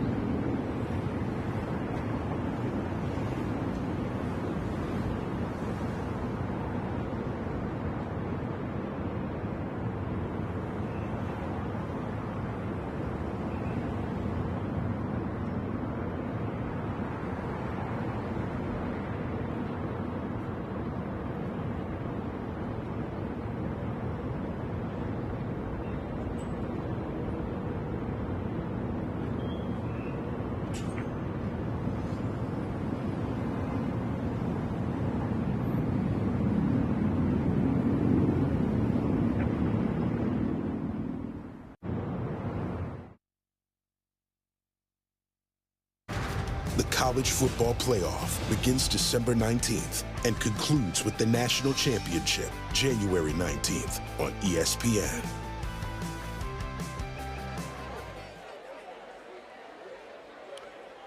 Welcome back. 21-20 Texas Southern up, beginning of the fourth quarter. Two teams that came right down to the wire last year. Cooper under pressure, strong throw. Incomplete. Had intentions there for Cordell Rogers. Cisco Caston breaking it up. So the road to the playoff beginning December 19th on ESPN and the ESPN Family Networks. AP Top 10 here. Just crazy games today. Your Penn State Nittany Lions, I won't bring it up. They weren't in the AP Top 10, but they go down to Northwestern. Texas beats Oklahoma. Oklahoma formerly unbeaten, now 5-1. Tennessee survives a scare from Arkansas, 34-31. Just all sorts of craziness around college football. The game we love, and you love it because you wake up and you never know what's going to happen. I love it how you didn't bring up Penn State when you brought Penn State's loss up again. I love it how you did that. I didn't bring it up. It's protecting your teammates. I didn't. It's like Grambling is doing right now. Thank you so much, sir. Meanwhile, Georgia, 10th in the country as well, down 10-0 to Auburn. Second half there, so. College football. Oregon goes down to Indiana. That was a huge one today. That's why you got to watch every game. You got to get the app. You got to start streaming. And you got to watch every game because you just never know. You and I had Kurt Signetti games, and he was at James Madison. He has just carried the momentum over to Bloomington. They were in the playoff last year and looking to get there again. A huge win in the road to do that. He's one of those transformational guys. That's just what it is. Winning at Oregon today. Run up the middle. Charles George able to make the play. Texas Southern is a top 5 SWAC defense. So they have got to say there's no way we're going to allow a third-string quarterback, a freshman, to come in and move the football on us. They have to start playing that way. This is it. I mean, if I'm in that defense, I'm saying there's no way they're moving the football on us. We're going to continue to get the ball back for our offense, and eventually this game will crack.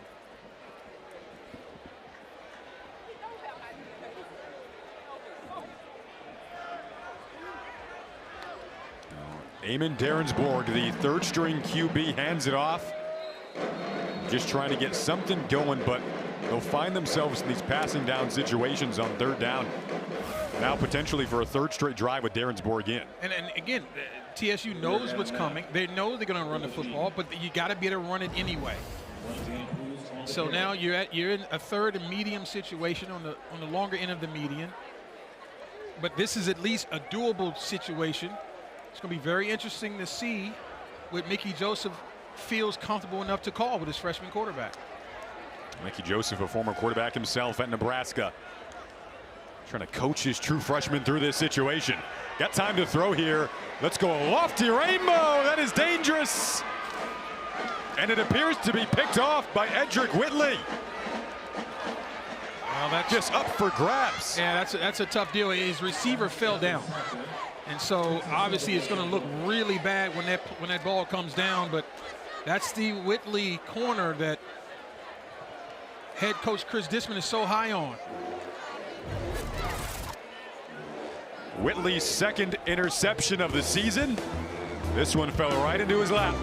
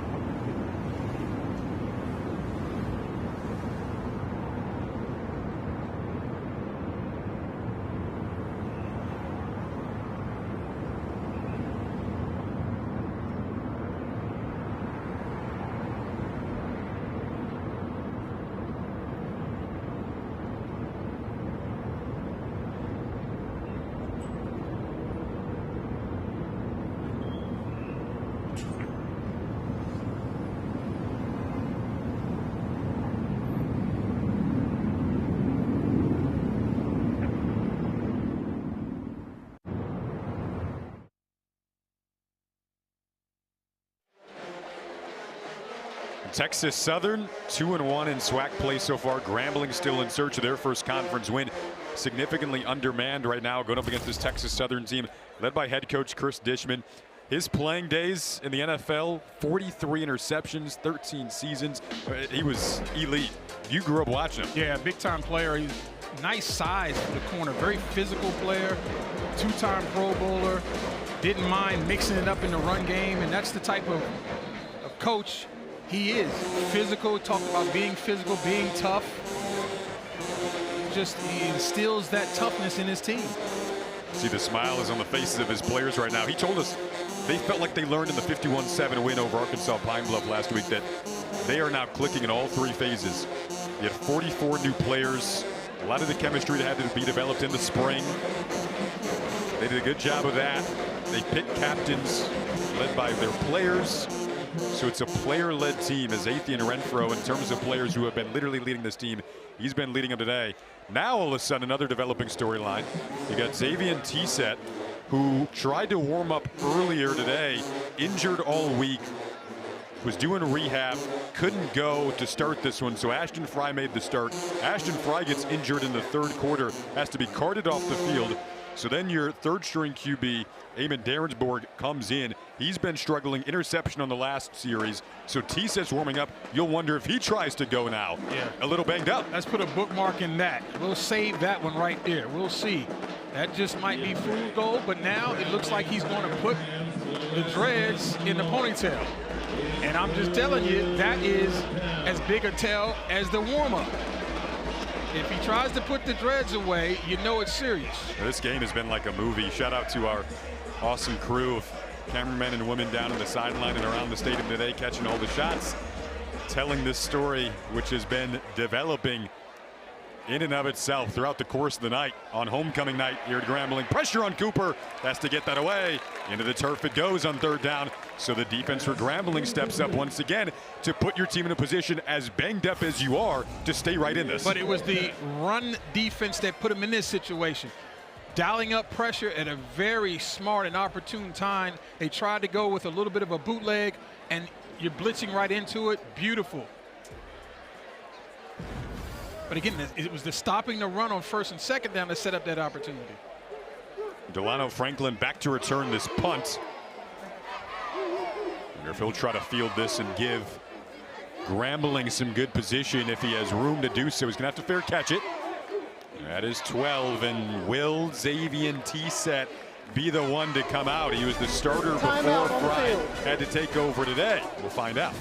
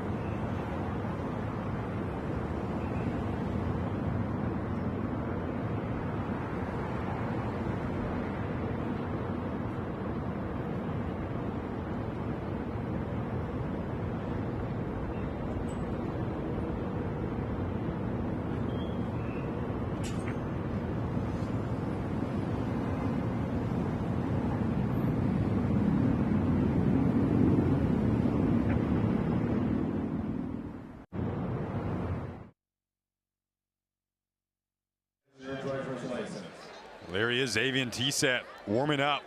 Was unable to go to at least to start the game, but now out of necessity, Tioka, you mentioned to me during the break, because of how massive of a game this feels like in the SWAC West Division. Yeah, I mean, they're trying to keep up with Prairie View. Prairie View's 3-0 in the division, 3-0 in the conference already. And so I think Mickey Joseph understands if you go down 0-2 in the conference, I mean, that spells disaster. And so you got to understand, Tset had a walking boot on earlier before this game kicked off. Took the boot off, looked at the standings and said, let's go. Right. This game, kind of like a movie. Tset comes in the next chapter of it. This new scenery and look for the offense for Grambling. Again, backed up, though, at their own 10. They'll run it to begin this drive. Byron Eaton Jr., the tailback in. Tset threw it a season-high 43 times the last time he was out there, so they are very confident in him letting it go. So this is yet another adjustment situation for Chris Dishman and his staff. Billy Parker, the defensive coordinator of Texas Southern. Now you have to adjust to the next quarterback, understanding that he probably is a little hobbled, but we know when this guy is at his best, he is dynamic.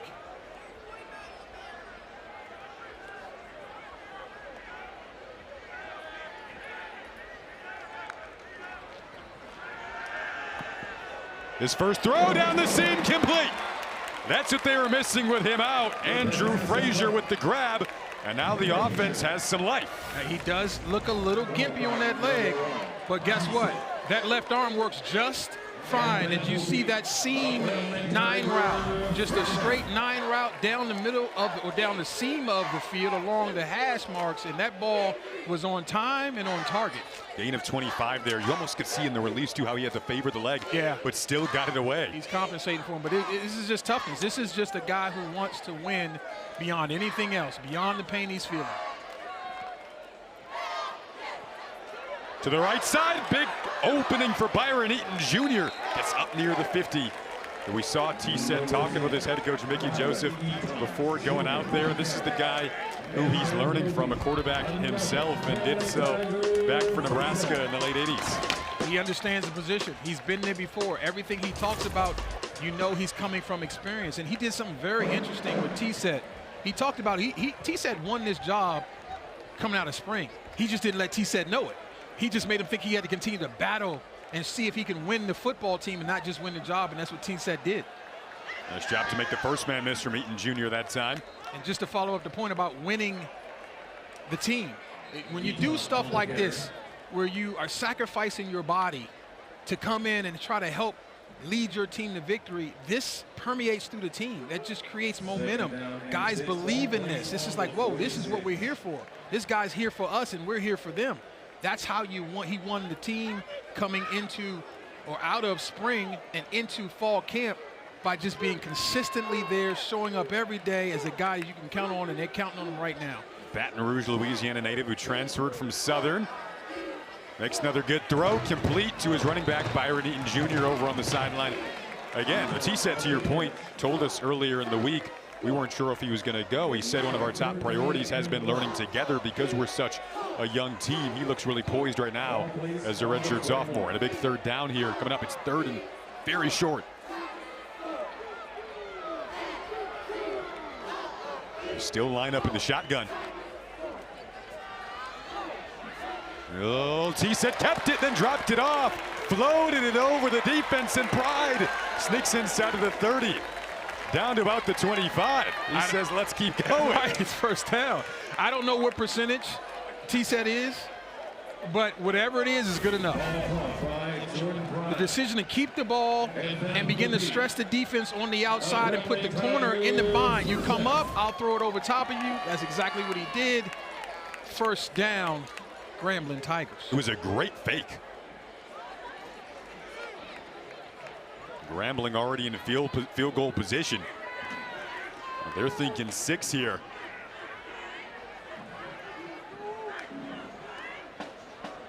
More trickery. It is Bradford who has it. And he gets near the first down marker. We saw that same reverse pivot play went for big yardage in the first half. But all you're trying to do is make the defense take false steps. And that's exactly what happened. All of the linebackers shifted to the other side of the field with the ball coming back the other way. In this game, all you need is just little small edges.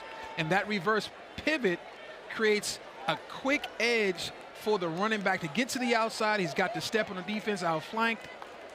And now you're down to what, 2nd and inches? This is a drive that started back on their own 10. It doesn't feel that long ago. Wow. T-Set's first drive of the game coming in hobbled. He'll hand it off. Bradford has it. Bradford broke a tackle and got inside of the 10. There is a flag down. Hasn't had a game that hasn't had a ton of flags. Been fairly clean. Gain of 6 there if it stands. Holding. Offense, number 55. 10-yard penalty. It's 2nd down.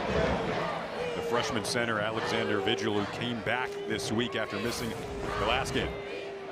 Let's take a look at it. Starts off as a double. Yeah, and there it is. Great call by the official. Starts off as a double. He should have worked his head to the other side of the defender. Couldn't get around there. He knew the defender was going to come off the block, so he decided to hold, hoping that the official didn't see it. It's a great job of officiating. A lot of times they don't see it.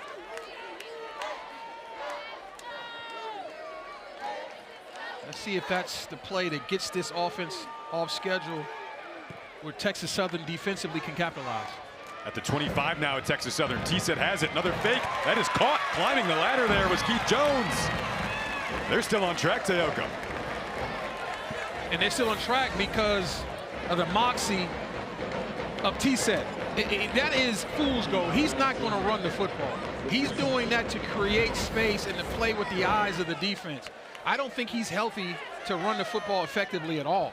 But the showing of the run, your body takes over. He's like, I recognize that. He's going to run.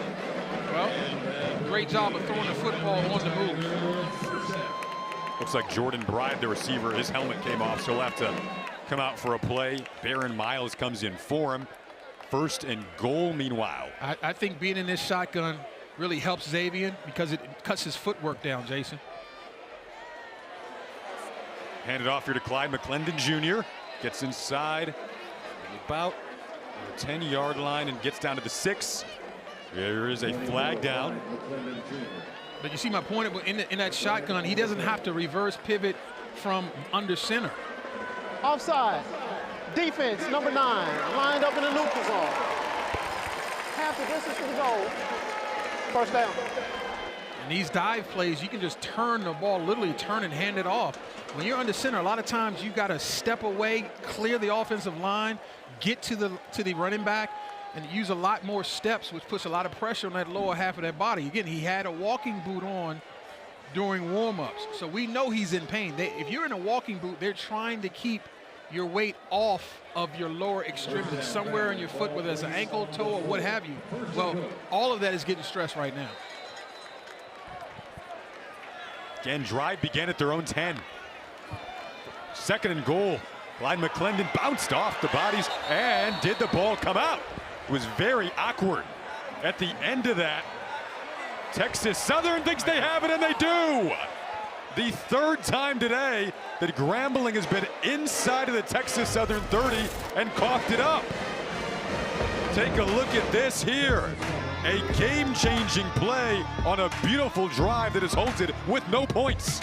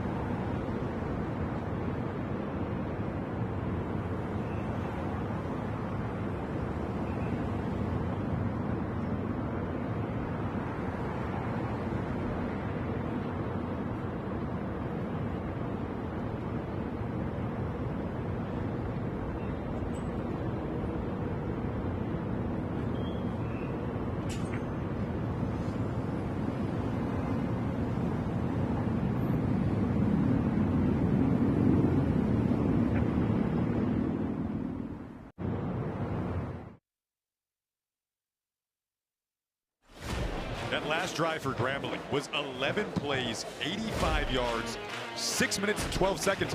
Debilitating ending to it, but a part of the theme today. Third time they've turned it over inside of this Texas Southern 30-yard line. The first rule of winning is you can't beat yourself. And no matter what happens in this game, when Grambling watches this tape, they're going to say we did a lot of beating ourselves. And right now, the turnovers are mounting. This is 8 turnovers in the last 7.5 quarters of football. You can't win like that, and yet it's still only down 1 point. At the 6-yard line, T-Set comes in, guides a gorgeous drive. 5:40 to go. Your defense definitely still in position to make a stop if you can stop Athey and Renfro, which is easier said than done. He slides down inbounds, but a flag comes out. And remember, Grambling down to 1 timeout. They used 2 in the 3rd quarter. We thought that would be big, and it is. Still the 2-minute timeout as well.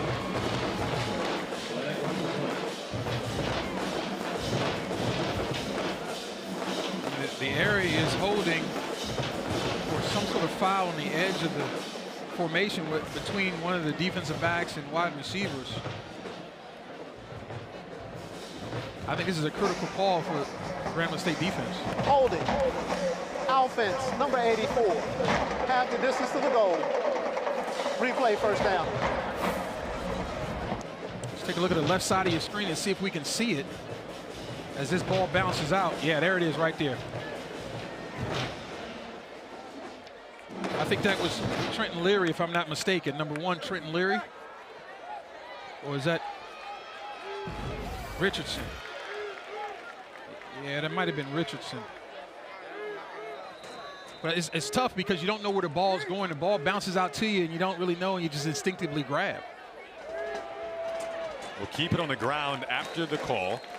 We made it 1st and 15, get a few yards back. Bryce Cage the tackle.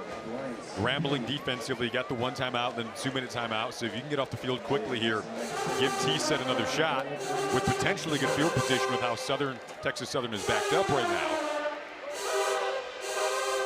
I mean, and if you're TSU, you're just thinking, okay, listen, we can run the football. We don't have to do anything else but line up and run it at this defense. It's been the name of the game in the 2nd half. Oh, what a play. They're ready, though. 3rd down coming up. Isaac Washington with the tackle. And this is going to be the biggest 3rd down of the game so far to this point. There's no question about it. This is good physicality right there by Isaac Washington. Great job of splitting that, getting in the backfield and making a play. I think it's very simple. You keep it simple, except that Renfro's out of the game. Now, he's shaken up. Does that change what you want to do? Maybe you get KJ Cooper on the move instead of just lining up and running in the A-gap.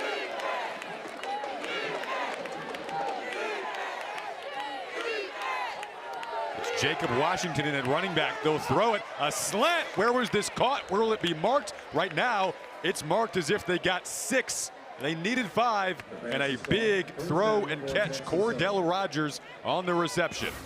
6'3", 230-pound tight end, but really is like a wide receiver. That's an excellent catch.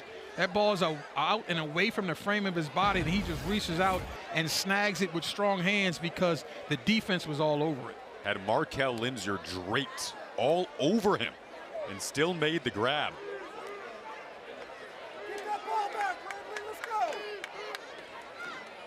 If you're Grambling, you got to be very strategic as to when you use that lone timeout that you have left. Don't want to use it yet. But Texas Southern saying this clock is our friend as they continue to stay on the ground. And remember, you've got the 2-minute timeout as an extra timeout. If you're Grambling here, the best thing you can get now is you want to get to 3rd down and long where you can use that timeout after stopping them, if you can.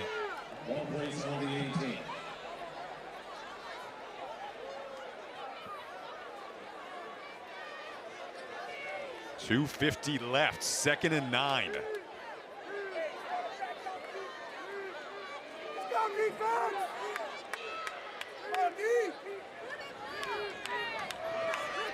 Cooper will pull it, looking to throw.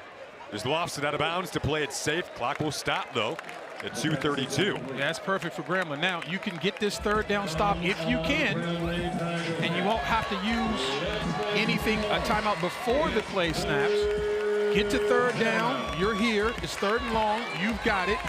Get the stop. If it's an incomplete pass, perfect. If they run the football, which they should, then that's when you burn your timeout.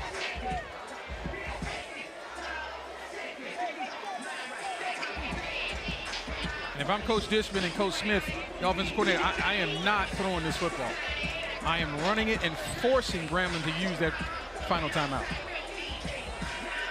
Looks like they're going to use one to talk about it. Texas Southern.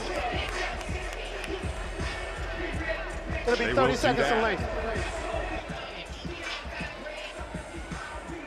Texas Southern has not beaten Grambling back-to-back years since 2012, 2013. Last year's game came right down to the final 4 minutes, just like this one. Texas Southern took a 7-point lead inside of the final 4 minutes of the fourth quarter last year. This year trying to preserve a 1-point advantage after forcing a fumble on a Grambling drive that lasted over 6 minutes, 85 yards, but resulted in a fumble and their fourth turnover of the day. The last time Grambling of the football, they were down to the Texas Southern 6, didn't get any points out of it. Could have at the very minimum taken the lead with a field goal.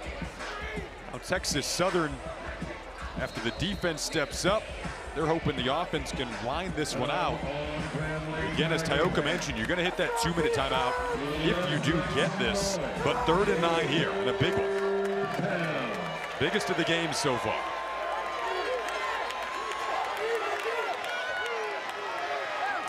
Trickery out of the backfield, trying to get space with blocks. Looks like where they're marking it, it might be a hair short. Inches, if that. Went with a reverse, and it almost was a disaster. Now look at the block, the left side of your screen. What a tremendous block by Cordell Rogers. And whoa, that is close. Geary and Charlo got them. That is short, though, Jason. Action short. Where that is spotted, it is clear to me that that's short. Brings us to that aforementioned 2-minute timeout. 4th and a few inches. You'd have to think you trust your defense if you're short as they continue to look at this measurement.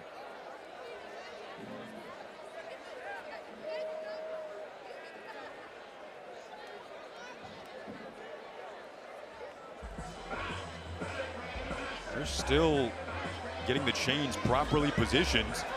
And now it looks like the football has advanced past the chains. Wow.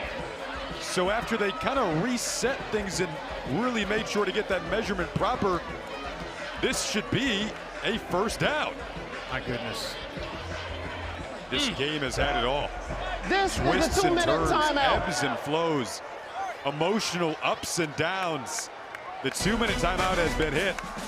There's still a slim life for Grambling, but the clock in favor.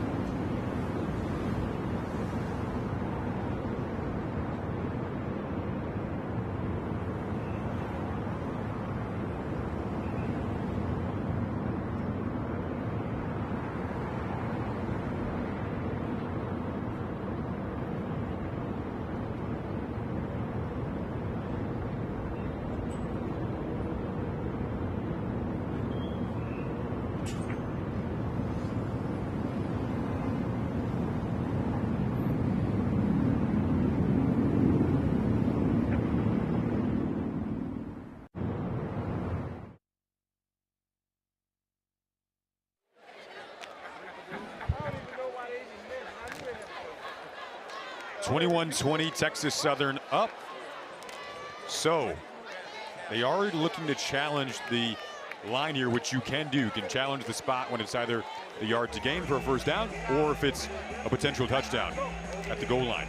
And they're looking now at challenging that last spot, which was ruled a first down for Texas Southern. When you and I were watching in live, Teoka, we thought it was inches short. Yeah. We initially had the look. It looked like it was inches short. I thought the initial spot was short Right. initially. They start moving the chains around. The length of the football, clearly a hair of it did cross the chain, but here it is. So the first thing you have to remember is the call on the field is a first down. So it has to be irrefutable, obvious evidence that the call on the field is incorrect. And so that first look, I can't say that that rose to that level. Here, now see, here to me, that looks short. Because it's where the ball is when the player lands out of bounds. It looks short, but it is very close. And is that definitive? I don't think so. I mean, I kind of feel strong about it, but it's not definitive. It is not beyond any shadow of a doubt, and that's what you got to see in order to overturn this call. And obviously, this is a huge moment in the ball game, so you better be able to see it. Where is the ball when his foot comes down? That looks short to me. It does. You see the nose of the ball. There's space between the nose of the ball and the yard marker, the yardstick. And if there's space, that means he didn't reach it. Assuming the yardstick is where it's supposed to be, then you got to say that's probably short. So now I feel a little bit different. I feel like that last shot maybe was enough evidence. I mean, what a huge call. If this gets overturned, you'd have to think Texas Southern would trust their defense and punt it away if it is 4th and inches. But right now, as you said on the field, it's 4th down. Yeah. First down. And it wouldn't surprise me if this replay lasts a little bit because of everything you just said and how tight the actual call is. It's about where the ball is when his foot's out of bounds. And his foot is down right now. The way his knee reacted and buckled, his foot is down. And the nose of that football, to me, is short of the line to gain, most likely. But when I say most likely, that's when you say, well, it's got to be definitive. So this could go either way. Looks like we're close to the verdict. After video review, the ruling on the field is upheld. It is a first down. It is upheld. Yeah, I mean, look, I can't really argue with that. Grambling has used their last timeout of the game, and they have no more challenges. So they changed the language of all of these calls. They don't say confirmed anymore. It's just upheld. For whatever reason, it's upheld. So it could be upheld because they didn't have enough evidence visually to overturn it, or it could be upheld because they confirmed that the call on the field was correct. The risk of that challenge was losing the timeout. They lose the timeout. And now Grambling cannot stop the clock as we get inside of this final 2 minutes. Well, regardless of what happens, you know one thing, Mickey Joseph's going to say, guys, we had our chances. We gave the ball away 4 times like we did in the last game, and we lost that game. And if we do indeed lose this game, it would be because we gave the game away, not because they beat us. Texas Southern comes out in victory formation. Have not beaten Grambling in back-to-back years in over a decade. This is a big game in the SWAC West Division. Grambling staring down the barrel of 0-2 in conference play. KJ Cooper and Chris Dishman, those two have a great chemistry. The head coach and the QB cannot say enough about the job they did tonight. And the defense forcing the 4 turnovers, 3 of which came inside of their own 30. Grambling had 3 opportunities inside of the Texas Southern 30, didn't score on any of them. And Chris Dishman has been around a long time. He understands that in order to win big games on the road, you got to bring a running game with you, and you got to bring defense with you. And if you get 4 turnovers, there's no reason why you can't win on the road. I mean, this game had so many twists and turns, so many different storylines. Ashton Fry made the start at QB for Grambling. They had to go to the 3rd string QB Then T-Set, who was originally the starter to begin the season, comes off the bench after being in a boot earlier today. Remember, you had the fake extra point at the beginning of the game. Grambling went up 6-0, scoring on their opening drive, then did not convert that 2-point conversion. And with all the turnovers, at the end of the day, that's the difference in the ball game. The turnovers, and I mean, if you're a Grambling fan, you're thinking back to, had we just kicked the extra point, Right. it could be a tie That's game what I'm right saying, now. yeah. Just so many twists and turns here, but ultimately the storyline results in a Texas Southern victory. They've now got back-to-back victories, reeling them off after an 0-3 start. They've won 3 in a row. This is a huge win for these guys. There's no question about it. And listen, over the last 7 games, Grambling State is 6-1 at home against Texas Southern. So Texas Southern doesn't usually waltz in here and get a win in Robinson Stadium. That's not normal. But today, they did. On homecoming, it's Texas Southern spoiling it in a tight battle. Second straight time these teams have had a game decided by 1 score.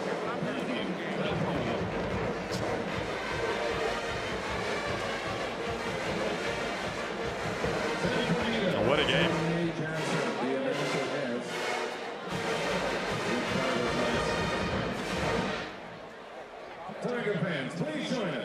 Well, listen, if you are Grambling, you figure we got to get healthy. We got to get healthy with our quarterback. You saw what he was able to do, some of the magic that he has in him, and he's not even playing on 2 feet. So if we can get our QB1 healthy, then we'll be fine.